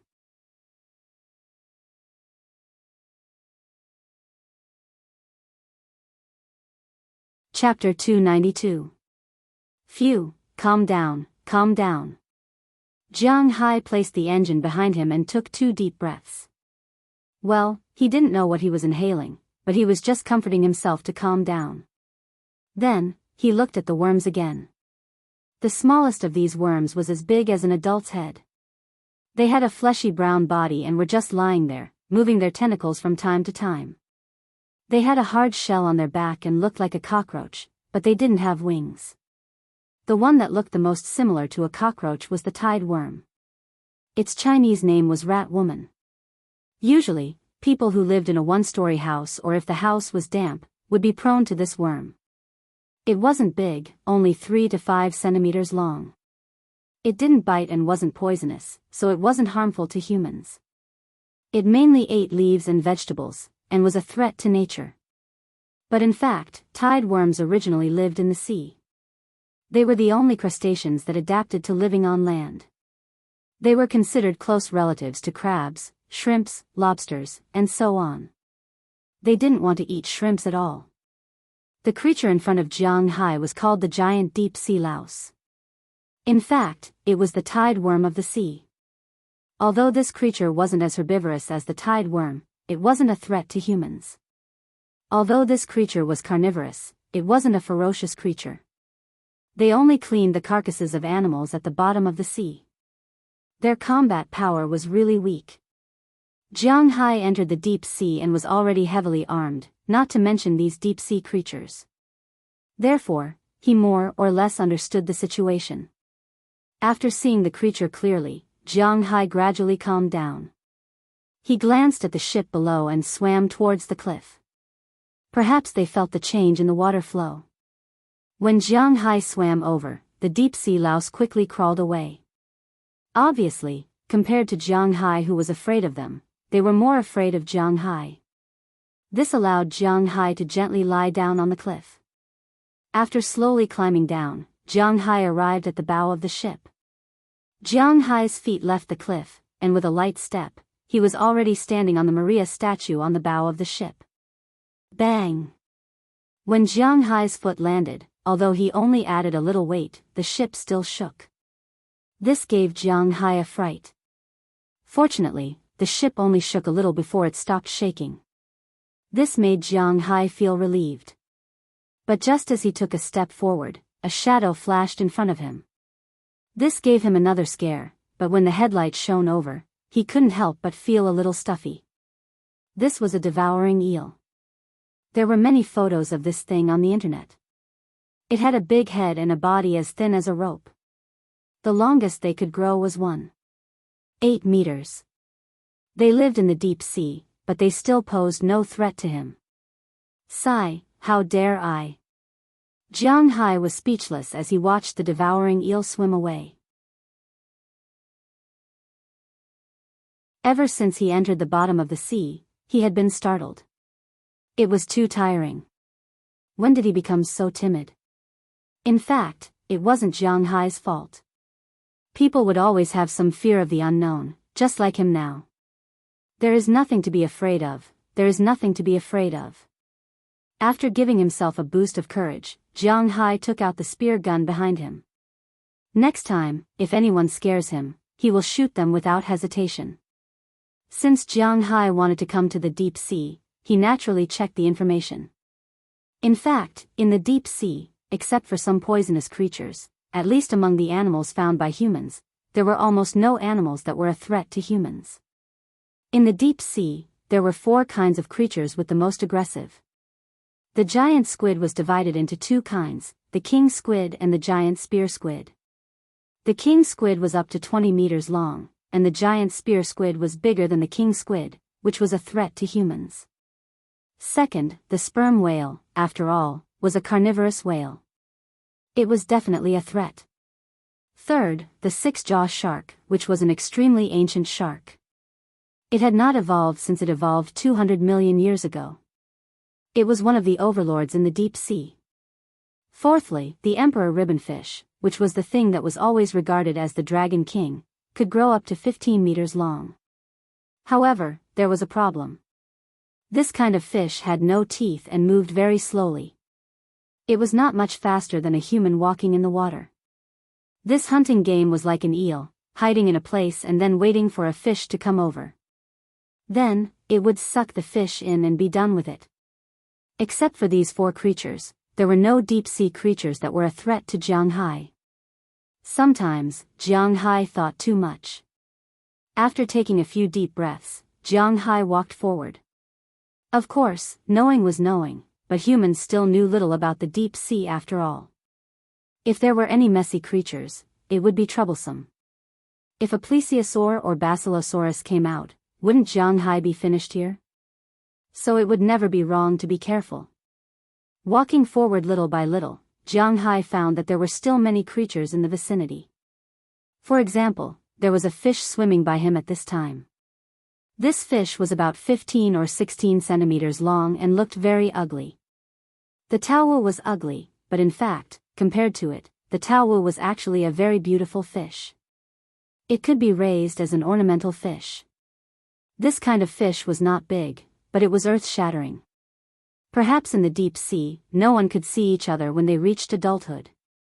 This kind of fish had almost the same face as the taowu, but its big teeth were crooked and protruding out like this. So it was even more ugly. This fish was called fang, and it was a very common fish in the deep sea. From 500 meters to 5,000 meters below sea level, it was their paradise. In fact, according to human standards, 200 meters below sea level was the deep sea. In addition to this deep sea overlord, Jiang Hai also saw a very beautiful creature. Jiang Hai had only seen this creature dead. This creature was called string eel. Unlike the ugly devouring eel, this string eel was very beautiful. Its entire body was like a string. It had a long mouth and big eyes. Most importantly, this kind of string eel could emit light. Moreover, its skin was transparent, and one could see its internal organs. Therefore, when it flashed, it was quite beautiful. But unfortunately, these creatures could not be taken to the surface. The water pressure was different, so they would die if they went up. In addition, there were a lot of shellfish and insects here. Jianghu had always been disinterested in insects. Therefore, he only took a glance and quickly walked towards the depths of the ship, following what he had learned. Such a ship, the first floor and plate armor had almost no treasures. The first floor was the captain's room.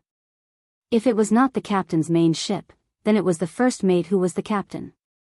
The second floor was where the sailors lived. There was also a cannon room, a warehouse for vegetables and wine, and a kitchen. Some pirates would put their treasures on the second floor because the space in the warehouse was not enough, but this ship was so big that it was almost impossible. The only treasures that could be found on the second floor were those that the pirates directly divided after robbing and kept. But the probability of this was not very high, so Jianghu's goal was the third floor. Of course, when he passed by the second floor, it was also good to take a look. Jianghu walked slowly forward on the plate armor. After reaching the captain's room, he also took a look inside. The door of the captain's room had long been lost.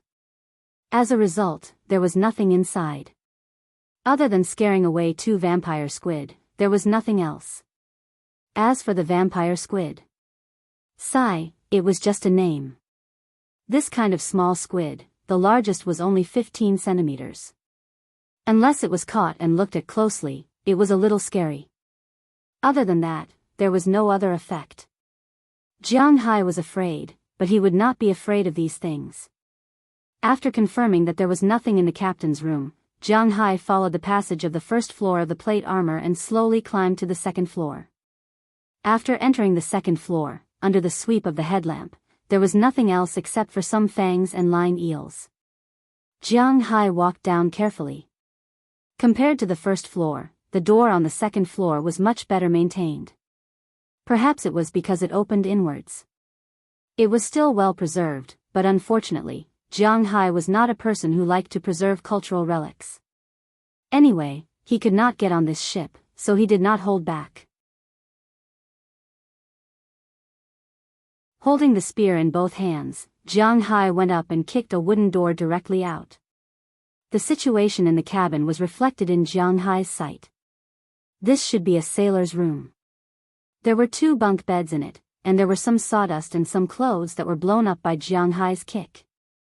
Other than that, there was nothing else. Jianghu couldn't help but curl his lips after glancing at it.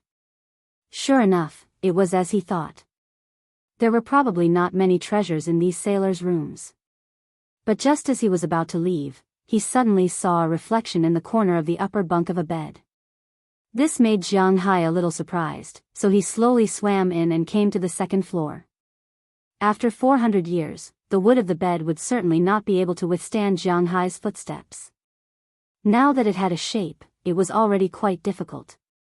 Therefore, Jianghu could only float and look at the direction of his gaze. He saw that there was something hanging on the wooden stake at the head of the bed. Jianghu casually took it and couldn't help but be surprised. Because this thing was actually not corroded, and it was very hard. It looked like it should be metal. After Jianghu wiped away the seaweed outside this thing, Jianghu found that it was a piece of dark brown metal. When he opened it, it turned out to be a pocket watch. This made Jianghu a little surprised. This could be considered an unexpected gain. Of course, the needle in the pocket watch had long stopped working. There was not even a glass cover on it, so it didn't look very valuable.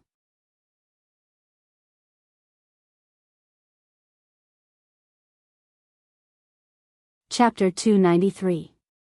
Jianghu wasn't very sure what material this pocket watch was made of. But he was very clear that it shouldn't be ordinary iron. If it was iron, it might have already rusted. But he didn't know what it was, so he decided to take it back and study it.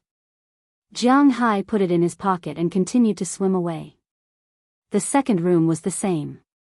He broke the door violently, but it was a pity that there was nothing this time. The third room, the fourth room, the fifth room. A sailboat like this, if one wanted to operate it and rob it, one would need close to 100 people. It was naturally impossible for 100 people to all live in a room with 4 people. Pirates were naturally divided into different ranks, and the highest was naturally the captain. Next in line was the chief officer, followed by the leaders of the various groups. Some were in charge of logistics, some were in charge of keeping watch, some were in charge of keeping track, some were in charge of inventory, some were in charge of kidnapping, and so on. Apart from these middle-level leaders, those who enjoyed the highest treatment were naturally the combatants. After all, they lived a life of bloodshed, so they lived and ate the best food. In addition to the combatants, the others were ordinary sailors and handymen. The combatants and leaders lived in a room with 4 people, but the sailors and handymen were much worse. Jianghu went through the rooms one by one. There were only 10 rooms with 4 bedrooms for 40 people. As for the other rooms, there were 6 rooms for 8 people. There were also 2 large bunk rooms. These were the places where all the people lived. Jianghu looked at Jianghu. In the rear bunk rooms and where the sailors lived, there wasn't much, and they didn't have much to gain. So Jianghu only found some things in the first 10 rooms. In addition to the pocket watch, there were 2 necklaces, and he didn't know what material they were made of. After looking through all the sailors' rooms, there were some turrets and warehouses, but there was nothing in them. The cannonballs had long disappeared, and the turrets had become broken toys. The kitchen and other things could still vaguely be seen, but they had long lost their original appearance. After looking through all the things, Jianghu also strolled through the second floor. Sure enough, it was as he thought, the treasure was really on the 3rd floor. Then Jianghu went straight to the 3rd floor, but when he came in, Jianghu found that the first 3 warehouses on the 3rd floor were damaged. There was nothing inside, and he could clearly see outside. It seemed that this was the reason why the ship sank. He only hoped that those people 400 years ago didn't get the treasure. If the treasure was gone, then Jianghu's trip would be in vain. With such thoughts in his mind, Jianghu continued to swim forward, and soon arrived at the 4th warehouse. When the 4th warehouse was opened, suddenly a few tentacles, and with lightning speed, they wrapped around Jianghu. Looking at the long barbed tentacles, fortunately, Jianghu had been on guard. Seeing these tentacles wrapped around him, Jianghu didn't say anything and directly pulled the trigger. With a huge impact, the spear instantly shot into the door. It penetrated the body of the creature in the door and flew straight to the other side of the warehouse with this creature. Only hearing a loud bang, Jianghu felt that the ship couldn't help but shake a few times. When the shaking stopped, Jianghu also looked inside with the headlamp. Sure enough, the thing he had been guarding against appeared. Is this a king squid or a giant spear squid? No matter what it is, this time you are unlucky. Looking at the giant squid, which was almost 6 meters long, pinned to the wall, it was still waving its tentacles, trying to struggle. But it was thinking too much. Jianghu's spear was really made when he caught whales in the past. The strength of a whale couldn't break free, let alone a squid, so no matter how it struggled, it was useless. Seeing this guy, Jianghu didn't dare to use the spear now. After all, the ship was not very sturdy, so he took out the dagger beside him, swam to the front of this giant squid, grabbed one of its tentacles, and waved the dagger to cut it. Jianghu's dagger was not ordinary. Under the influence of Jianghu's power, the tentacle was instantly separated from the squid. Jianghu threw the tentacle that was still moving far away and cut the second one. He would not allow any threat to be around him. A few minutes later, all the tentacles of this squid had been cut off by Jianghu. The blue blood also filled this space, but Jianghu didn't care. No longer caring about the still squirming octopus, Jianghu looked at the room. With this look, Jianghu's eyes couldn't help but light up in an instant. He only saw that at this time, the cabin was full of things. Huge chests, one after another, were thrown in the distance. However, many of the chests were broken. Inside the chests, there were things about the same size as the gold coins that Jianghu got before. They were scattered all over the room. Although there were moss and other things growing on them, Jianghu was very sure that these things should be gold or silver coins. Among these coins, there were also some pearls or gems. Although the ropes and the like had disappeared, Jianghu was very sure that these things were just for fun. They couldn't be made of glass, right? This was something that had been ridiculed miserably. This time, I'm rich, I'm rich. Waving his fist vigorously, Jianghu said excitedly. According to his vision, if these things were brought ashore, there would be more than 10 tons.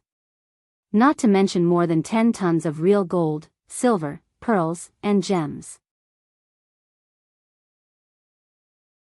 The most important thing was that these things were more than 300 years ago, nearly 400 years ago. Thinking with his thumb, Jianghu knew that he was rich.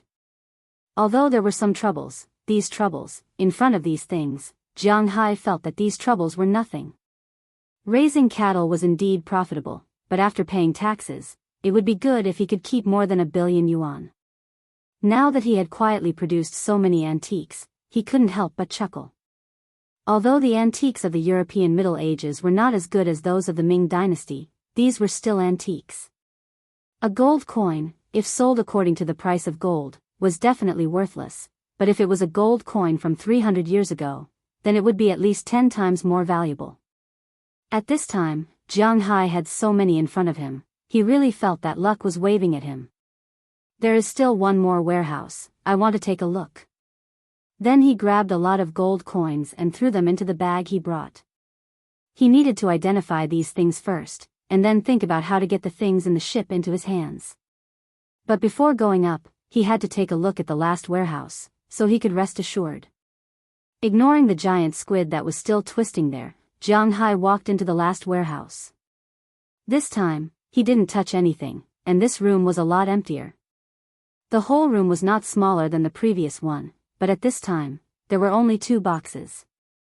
Jianghu swam over curiously. After confirming that there was nothing else here, Jianghu first smashed one of the boxes, which contained a set of armor.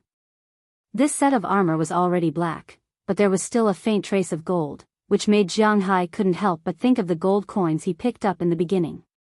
The color was not much different from this, but this one seemed to be redder, which meant that the gold content was not enough. The style of this armor was also very strange. It was the upper body, or to be exact, the whole body, because the lower body was a skirt. However, this skirt was not like the skirt of ancient Chinese battle armor. Instead, it was more like a ballet skirt. The waist of the upper body was also very, very, very thin, and the neck collar was also very high. This was the only thing in the entire box. Jianghu couldn't help but be confused. Is this really armor? Although he was a little curious, Jianghu still put this armor aside for the time being, and then smashed the other box. But as soon as this box was opened, Jianghu had some regrets, because he should have opened this box gently. If one of the things inside was broken, then he would really be distressed, because at this time, there was a pair of vases in front of him. The base color of these 2 vases was white, and there were blue patterns on them. Jianghu could clearly see that there was a dragon pattern and a phoenix pattern on the vase. Looking at these 2 things, Jianghu's heartbeat couldn't help but slow down by half a beat. He was very sure that these things should be real. After all, no one had come to this ship for more than 300 years. Naturally, it was impossible for someone to deliberately dive underwater and put a pair of vases on the ship in these years. In addition, the style of this vase was more than 300 years old. As long as one carefully thought about it, anyone who knew a little about history would take a deep breath, because this style, this time, this dynasty, only represented one thing. Ming Qinghua. Thinking of this, Jianghu felt that his heart was about to jump out. His head couldn't help but be a little dazed, and he also felt a little weak. There was also a feeling of palpitations. He knew that this meant that his blood pressure was high. But now, not to mention high blood pressure, even if blood rushed to his brain, it couldn't stop his surging emotions. Ming Qinghua, Ming Qinghua. These 3 words were like the Monkey King's band-tightening spell. They kept repeating in Jianghu's mind, making him tremble unconsciously. My God, my God, my God, compared with these 2 things, the things in that room are nothing. Jiang Hai scolded secretly, waving his fist vigorously. This adventure was so worth it. With trembling hands, Jiang Hai slowly picked up one of the vases, turned it upside down, and looked at it. There were 6 big words written on it, Ming Dynasty Wanli Year.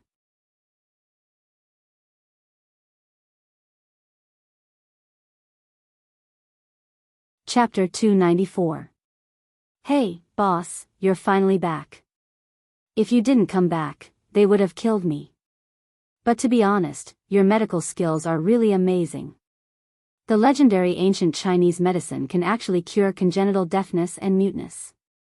This time, I've really learned something. Watching Jiang Hai walk into his suite with a huge bag on his back, Moses Adams, who was also in the suite at this time, immediately greeted him excitedly.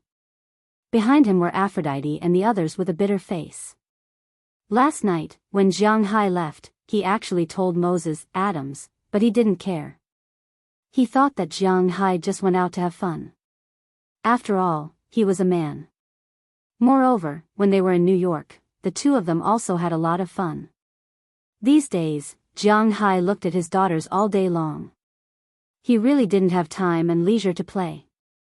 Indeed, in Moses Adams' view, although Jiang Hai only had 2 daughters, Delina and Marion. But for so many days, under the intentional guidance of Aphrodite and the others, Jiang Hai didn't touch them. In Moses Adams' view, Jiang Hai probably regarded these girls as his daughters. Otherwise, there was no reason for him not to touch them. Aphrodite and the others were very good-looking. At least in his view, they met both the Western and Eastern aesthetic standards. Their figures were also very good. In such a case, there was only one possibility that the women took the initiative and Jiang Hai was still indifferent. What? Mental misophobia? Don't mess around.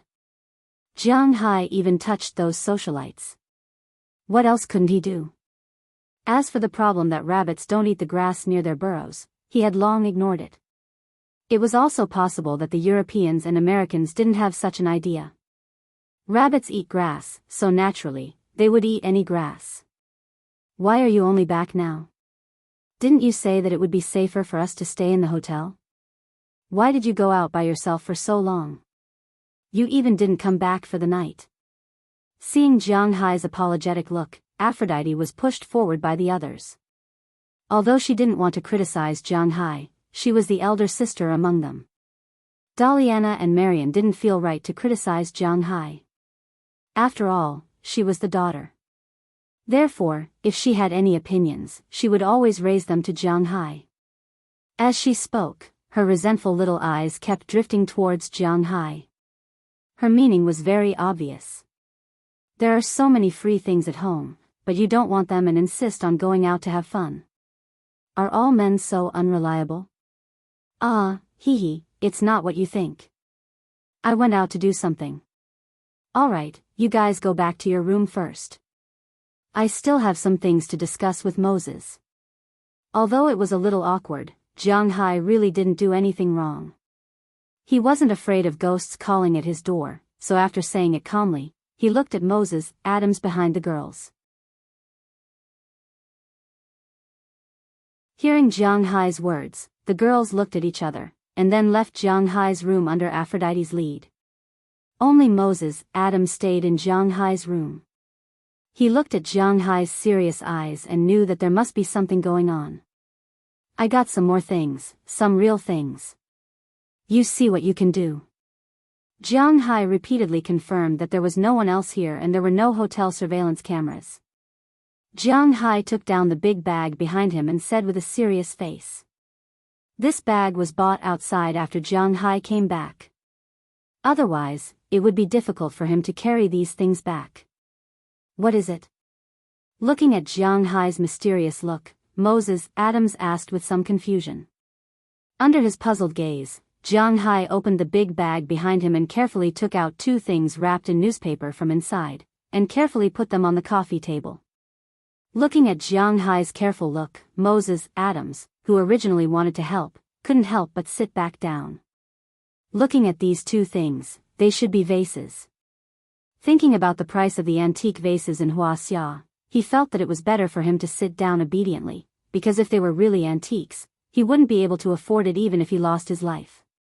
This is a good thing I just got. I'm sure it's from the Ming dynasty, but how do I sell this thing? Slowly taking away the newspaper, 2 vases appeared in front of Jianghu.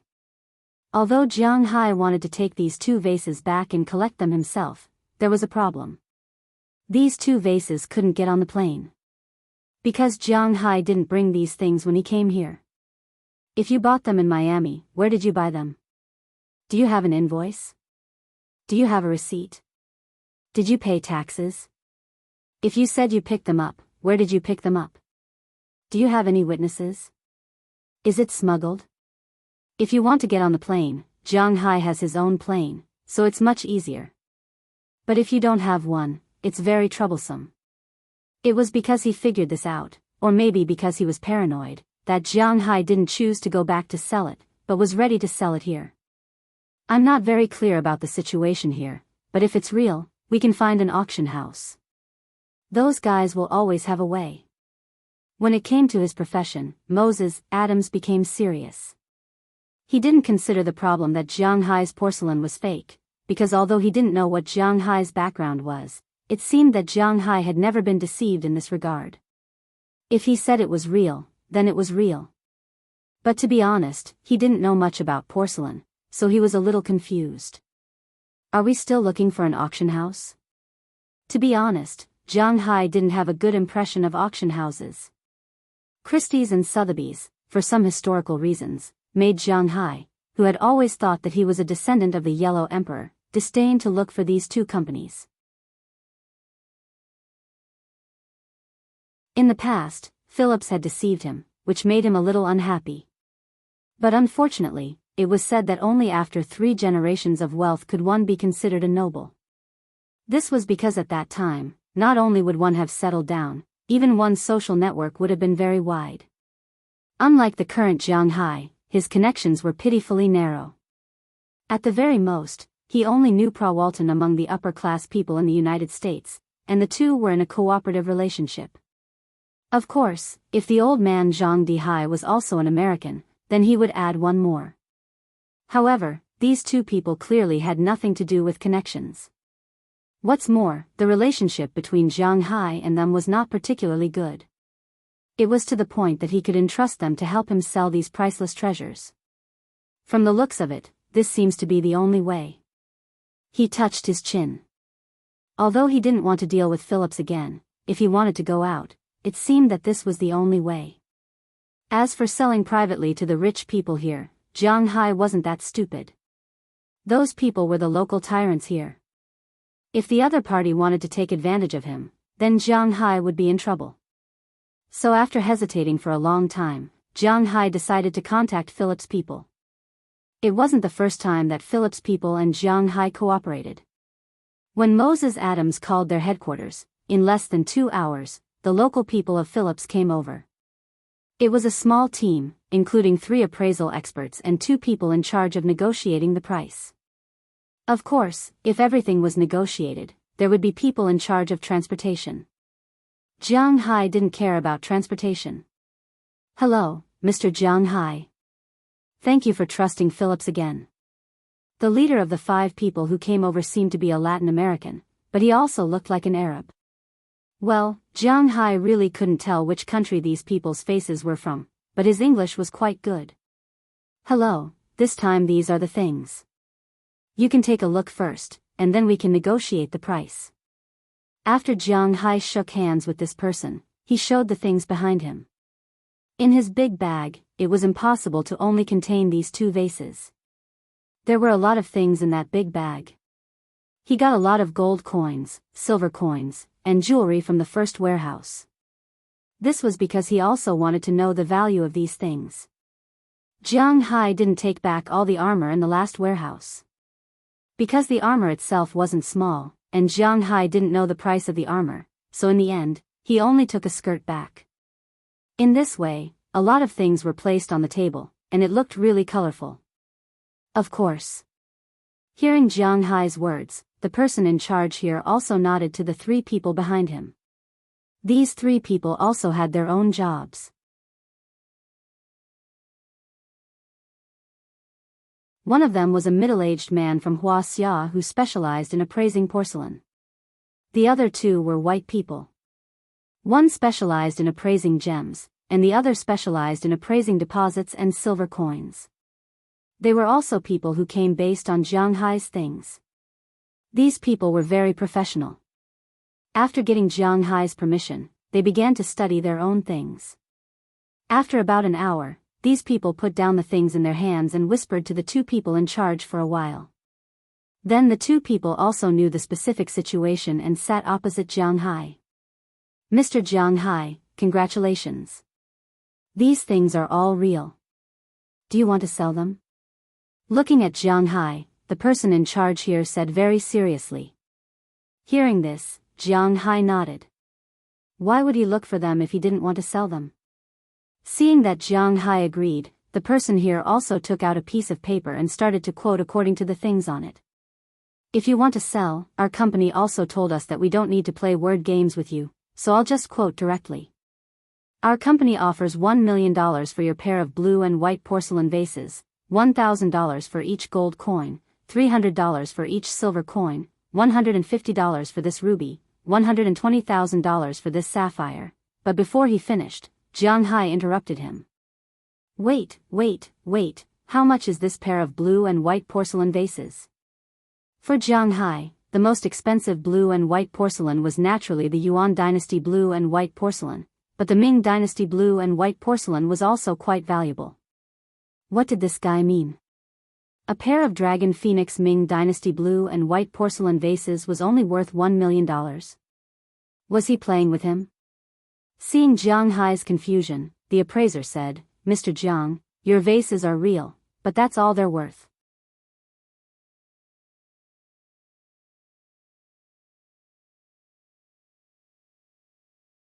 Chapter 295. The appraiser spoke in Chinese to Jianghu, and Jianghu understood what he was saying, but he still found it hard to believe. Didn't they say that blue and white porcelain was extremely expensive? Why was there such a huge discrepancy between the price of this toy and the price in his heart?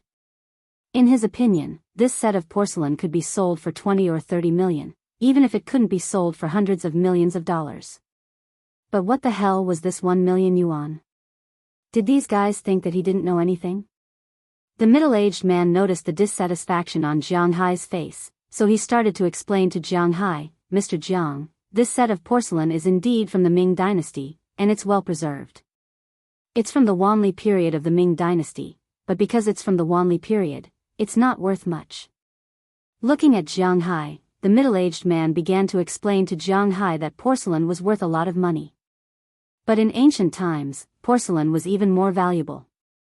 It was impossible for the Chinese to not know this, especially when porcelain was sold to the West. It was truly priceless. This point was very tempting to the Chinese merchants in China. But in that era, there was a clear prohibition, and rulers were not allowed to go out to sea. If they couldn't go, they could only rely on those Western merchants to sell these things. China's maritime ban had existed since ancient times. Almost all Wuxia people regarded the Song dynasty as the best era. In fact, there was a maritime ban in the Song dynasty. In the history of the Song dynasty, it was recorded in Taizong's annals. It said that in the second year of Yongxi, 985, in September, Zhao Guanyi banned merchants from the sea. This represented the Song dynasty. From the beginning, merchants were not allowed to go out to sea. Later on, sea merchants might go secretly, but at least they didn't dare to do it openly. Later on, in the Yuan dynasty, the people of the Yuan dynasty didn't know anything about the navy. Just like the burden in crosstalk now, Mongolia, the commander of the navy, where did the sea come from? So in the Yuan dynasty, the maritime ban was very strong. Later on, in the Ming dynasty, it was naturally stronger. When Zhu Di was still in power, he had sent Zheng He to the west. However, after Zheng He came back, he told Zhu Di that the west was rich in resources, but they were poor. They did not have any strategic reserves such as gold, silver, and copper. The fruits and sugarcane that they produced were also useless to Wuxia. In that era, the common people could not afford to eat sweets, but the high officials and nobles ate sweets. Naturally, they could use beets to make sweets. There was also the consideration of guarding against the pirates in Japan. That was why they went into seclusion. During the Qing dynasty, they had reached a peak. However, although they were not allowed to go out to sea, the people in the court and the merchants were not fools. They didn't want to be sea merchants, but these foreigners came to buy their porcelain. Naturally, they wouldn't be polite. Therefore, during the Wanli dynasty, he saw a business opportunity in this. At that time, the imperial court had abolished the sea ban. Also, he specially made a foreign trade blue and white porcelain for these Western merchants. The quality was naturally about the same as the Chinese porcelain. It was slightly worse than the ones for the inner palace, but it was still better than the ones in the merchant's house. Because the porcelain was sold to foreigners, there were dragons, immortals, phoenixes, kirans, etc. It was not taboo. But the price was naturally different. This kind of porcelain was very common in the Wanli dynasty and Longqing dynasty. It was because of the foreign trade system that Wuxia's porcelain was sold all over the world in that era. Now that 400 years had passed, these porcelains had become antiques, but there was a problem. That was, there were too many of these porcelains. Almost any auction house in the country had such porcelains, and the fake ones might be more expensive than the real ones. In China, to be honest, a single plum bottle like yours is sold for about 2 million to 5 million renminbi. If you don't believe me, you can check it yourself. You are also Chinese, and you have such power in the United States. I think it's not troublesome for you to check the price in China. The reason why I asked for more than 6 million renminbi and 1 million renminbi is mainly because you have a pair, so on the basis of multiplying the price by 2, I increased the price by more than 1 million. Seeing that he had explained it to Jiang Hai clearly, the middle-aged man here was a little embarrassed. Hearing his words, Jiang Hai hesitated for a moment. Put these 2 bottles here first, let's talk about other things first. Although he was a little convinced now, he still wanted to ask about China. While texting Fu Yuan and the others, Jiang Hai said to the person on the other side. The person on the other side didn't care when he heard Jiang Hai's words. A bottle worth 1 million RMB was not a treasure for them, so they continued to quote the price. At this time, Su Wei and the others in China also sent a message back to Jiang Hai. He told Jiang Hai that what the man said was indeed true. A porcelain bottle from the Wanli period was indeed worth a lot of money. A porcelain bottle was enough to buy a house in the capital's 5th Ring Road, but it was impossible to add more than that. For an ordinary person, several million RMB was a lot of money, but for Jiang Hai, it was really a bit of a loss. Just as he finished asking, the person on the other side also quoted the full price for the pile of things. Jiang Hai's 2 bottles were only worth 1 million RMB, and the pile of money and jewelry that he didn't care about was worth 3 million renminbi in total. This made Jiang Hai feel a little helpless, and he shook his head with a bitter smile. It was a consolation prize after all. These jewels took up less than 1% of the space in that cabin at most. If these were worth 3 million renminbi, then the ship's worth of jewels would be worth 200 or 300 million RMB when they went back. This time, it wasn't a waste of effort. Since they had already negotiated, Jiang Hai didn't lower the price, and the other side gave a very honest price. Jiang Hai directly sold the jewels and the pair of porcelain bottles, and the 3 million renminbi was directly transferred to Jiang Hai's account. These people immediately contacted the headquarters. Although 3 million RMB worth of jewels wasn't very high, it was still quite valuable. At least, they couldn't afford it, so it was best to inform the company's security to come and get it. Watching them wrap these things up one by one, Jiang Hai suddenly saw the dress he had been putting in the distance. Hey, didn't you see this? Walking over and picking up the dress, Jiang Hai asked with some surprise. This is also a collection? Looking at this metal dress that seemed to have just been made, a few people couldn't help but ask with some doubts.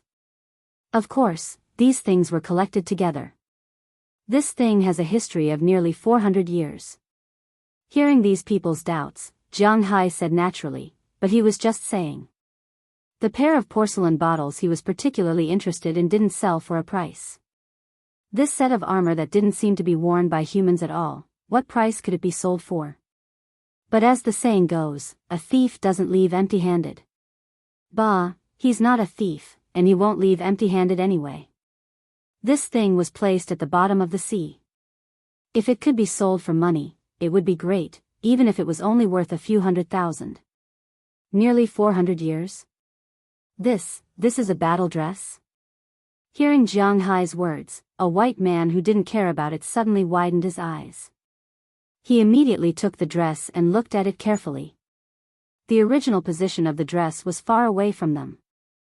At first, these people thought that this was an ashtray that was deliberately made old, but now when Jiang Hai said it, their eyes lit up. The time to study this battle dress was much more than the time to study other things. Nearly 2 hours, when the security guards came, they specially asked these people to bring some new research equipment over. They worked there until 3:00 in the afternoon. The 3 people here raised their heads. While their faces were covered with sweat, there was also a trace of joy and excitement. Mr. Jiang Hai, I don't know if the other matching armor of this battle dress is in your hands, or only this battle dress?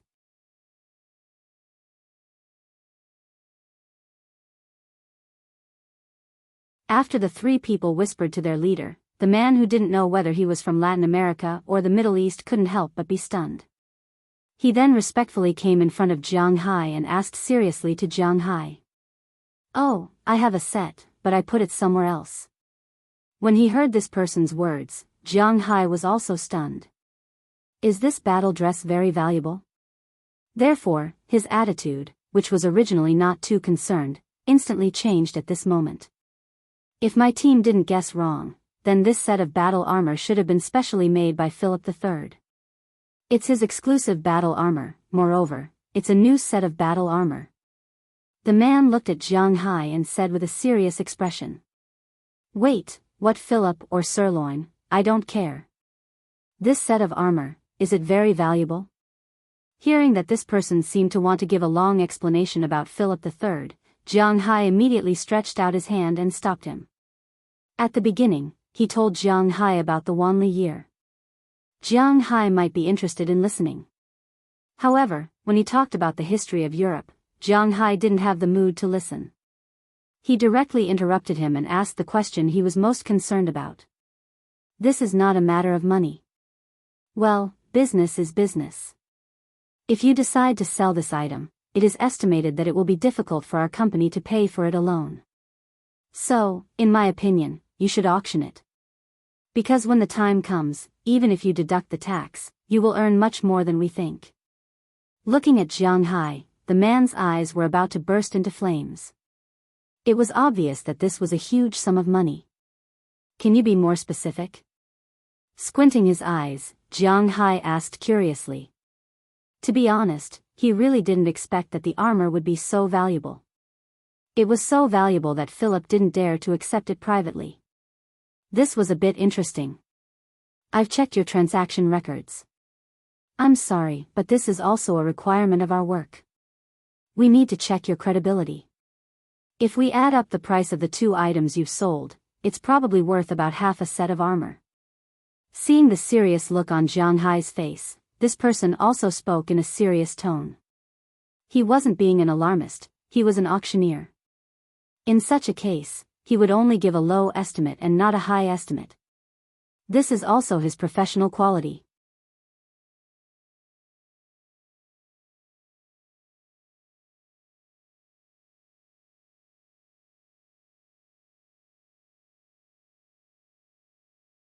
Chapter 296. There are quite a few emperors called Philip III. Which one is the one I picked up? On the hotel's computer, Jiang Hai casually flipped through Wikipedia and said to Moses Adams next to him. However, Moses Adams was not so relaxed at this time. Since Philip's people left, he has been wiping his sweat. Indeed, he was shocked by Jiang Hai. He never thought that Jianghu would have Philip III armor. The so-called Philip III has a lot of introductions on the internet, but there are only 5 main monarchs. The king of the Agid dynasty in the Macedonian period, the king of the Capet dynasty in France, the king of the Evreux dynasty, and a duke of the Burgundy-Valois dynasty, but the only one that can be matched is the king of the Spanish Habsburg dynasty. According to the words of the expert, this Philip III armor should be new. Jianghu combined the historical background and political situation at that time, and he probably guessed that it should be like this. The original Europeans occupied America mainly to plunder the population and resources here to build gold mines. The gold mines in America are naturally more than those in Europe. Of course, Asia also has a lot, but for the Europeans in the 16th century, they can't beat the Asians. They occupied this place and mined the gold, so naturally, they wanted to give it to the Spanish emperor. Directly giving the gold was one thing, but the governor here also wanted to find ways to please the emperor, so he made this armor. At the same time, the merchants who went to Asia also brought back 2 porcelains and sent them together. But they didn't expect that before they could send them, they were taken by pirates. The Habsburg dynasty was once prominent in Europe and once ruled Spain and Portugal. Philip III was the child of Philip II's 4th wife, Archduchess Anna of Austria. When he inherited the throne, Philip III was also a famous Catholic, but unfortunately, he inherited his father's faith, but he didn't inherit his father's talent. He led the Spanish Navy, which was the most powerful at that time, to gradually come to an end. Once, Philip II predicted that his son did not have the ability to manage the empire, and he will be controlled by the palace all his life. Later, it was proven that if Philip II did not become an emperor, he would not starve to death even if he became a prophet. As it turned out, Philip III was not a very controversial person, because he was rotten to the end. He had always liked the playful life of the court, and he squandered a lot of money on it. He almost destroyed the entire empire. After his good fortune in 1621, he left a tattered Spain to his successor. It could be said that he was a father who cheated his son. There was no other father who could compare to him. Perhaps his only political achievement was the marriage of his eldest daughter to Louis XIII, and the birth of Louis XIV, one of the greatest kings of France, but nothing else. Jianghu didn't care if this guy was dead or alive. His reputation had nothing to do with him. However, he was very interested in this set of armor. After these people left, Jianghu was thinking about how to get these treasures out. If it was like last night, running back and forth was really tiring, and the gains did not make up for the losses. So after thinking about it for a long time, Jianghu felt that he could drive a boat directly. Of course, an ordinary boat would definitely not work. A fishing boat would attract too much attention. After all, there were not many fish in that sea area. If a fishing boat was not enough, then he could only use a yacht. It was impossible for him to rent a yacht to others. If there were any surveillance cameras or something like that, then Jianghu would be in trouble. So after thinking about it, the only feasible thing was to buy a yacht. Fortunately, this thing was very big, so it was naturally very expensive. However, if the size was not too big, then it was not too big. After checking casually, there were not many places in Miami that sold other things, but there were a lot of places that sold yachts. Just like a certain place in China, there were also regular gatherings similar to the sea and the sky. Naturally, there were many places that sold yachts like this. Jianghu checked and found a lot of them. Well, I've decided. I'll buy a yacht and go out to sea to play. At night, I'll live on the sea. At night, I'll go into the water and do a little bit of work. After I'm done here, I'll drive the yacht back to Boston. After all, I'm a billionaire, and the most luxurious yacht is a fishing boat. I'm a little embarrassed. Looking at the yachts on the computer screen in front of him, Jianghu calculated in his heart. Behind Jianghu, Moses Adams was still calculating how much money it was. After dinner, Jianghu returned to his room. First, he called to ask how much money he had in his bank card. When Jianghu made this card, he had a total of $330 million. Later, he spent $280 million to buy the manor. The remaining $50 million had been squandered for the past half a year. Buying cars, renovating, buying boats, buying cows, buying fish seedlings, tidying up the wine manor, and paying salaries to Ai Dehua and the others. Adding everything together, the initial $50 million was long gone. After all, he had spent tens of millions on cattle and millions on fish seedlings. Although the car was a small sum, it was still a few $1,000,000. In addition, he had to pay taxes, go to the New York Beef Show, and do a series of other things. The $50 million had long been gone. If it weren't for the millions he had earned from selling fish and discovering gold coins, he might have gone bankrupt. Fortunately, he had survived the worst period of his life. Jianghu now had a balance of 273145559 in his Centurion card. 37. $10 million was a deposit from Pra Walton, which meant that she had accepted all of Jianghu's cattle. If she didn't take them all in half a year, the $10 million would belong to Jianghu. Of course, the $10 million would still belong to Jianghu, but it would still be the cattle's money. Another $5 million was from Zhang Dihai, Grandpa Zhang. Friends were friends, and business was business. He had everything he needed. Another $5 million was from Qi Li. Like Grandpa Zhang, the $20 million was the deposit for his cattle. As for the remaining $7 million, $4 million was all he had, and $3 million was just transferred today. $27 million seemed a lot, but Jianghu didn't care too much about it. After all, if he sold more than 10,000 cattle, he would have to sell them at least 50 times more. That was his net worth. However, he still had to wait for all the cattle to be sold. There was still half a year, but he didn't have to wait for the auction this time. If that set of armor could really be sold for a sky-high price of $1 billion, even if he had to pay 35% of the tax, Jianghu could still get 65% of it back. That would be $650 million. In an instant, his slightly tight life would become rich. Thinking of this, Jianghu's heart, which was already very hot, was burning again. It's decided. That's it. Jianghu said seriously as he patted his bed. After getting up the next morning, Jianghu announced this to everyone. Because he felt that it was a little boring to play on land, he was going to buy a yacht and then go to the sea to play. But this time, in order to keep it a secret, only 8 girls, including Jianghu, Delina, Marian, and Aphrodite, would go to sea. Moses Adams was not among them. Moses Adams didn't care about this, although he knew that he hadn't gained Jianghu's 100% trust. This time, Jianghu was going to sea to get back the goods he had mentioned. Of course, he wouldn't know the location, but it was good enough that Jianghu revealed this information to him. What's more, Jianghu would use him in the auction later. He would continue to stay in Miami to eat, drink, and play.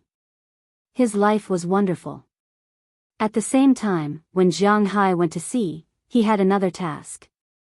Although the place where Jianghu went to sea this time was not far, if he encountered any danger, it would be very troublesome, so he needed to prepare weapons for Jianghu. When Moses Adams was busy, Jianghu also took a group of girls around him to the most famous yacht fair in Miami. When their car was parked in the parking lot, even Jianghu wanted to curse. What was a luxury car fair? This was it. In the parking lot, there were luxury cars everywhere at this time. Looking around, what was a Lamborghini, which was a Ferrari, Porsche, Bugatti, Bentley, Aston Martin, Alfa Romeo, Rolls-Royce, Maybach, and so on. Although some of the cars were only equipped with 13 sharp weapons, they were not as good as the cars in Jianghu's garage. But these cars were not bad. Driving a BMW 7 Series or a Mercedes-Benz S Series here was really embarrassing. As for the Japanese cars, they were not allowed to enter at all. The only exception may be Lexus. Seeing Jianghu and his group get out of the car, many young people who were gathered in the distance and bragging couldn't help but focus their eyes on them. Some of them were even bold enough to whistle. Perhaps in their eyes, Aphrodite, and the other girls were probably peripheral girls. After all, they were dressed rather well, but they were far from being able to walk around here. Besides, even if they were really rich girls, it wasn't as if they couldn't hook up with them. Looking at the faces of these guys, Jianghu looked at them with disdain. These guys were showing off, he endured it. But if they dared to show off, then he didn't mind letting them know why the flowers were so red. He had a bad temper. You're tuning into the Biyao's Wuxia Chronicles YouTube channel. Don't forget to subscribe and join us on this journey to catch the most captivating stories.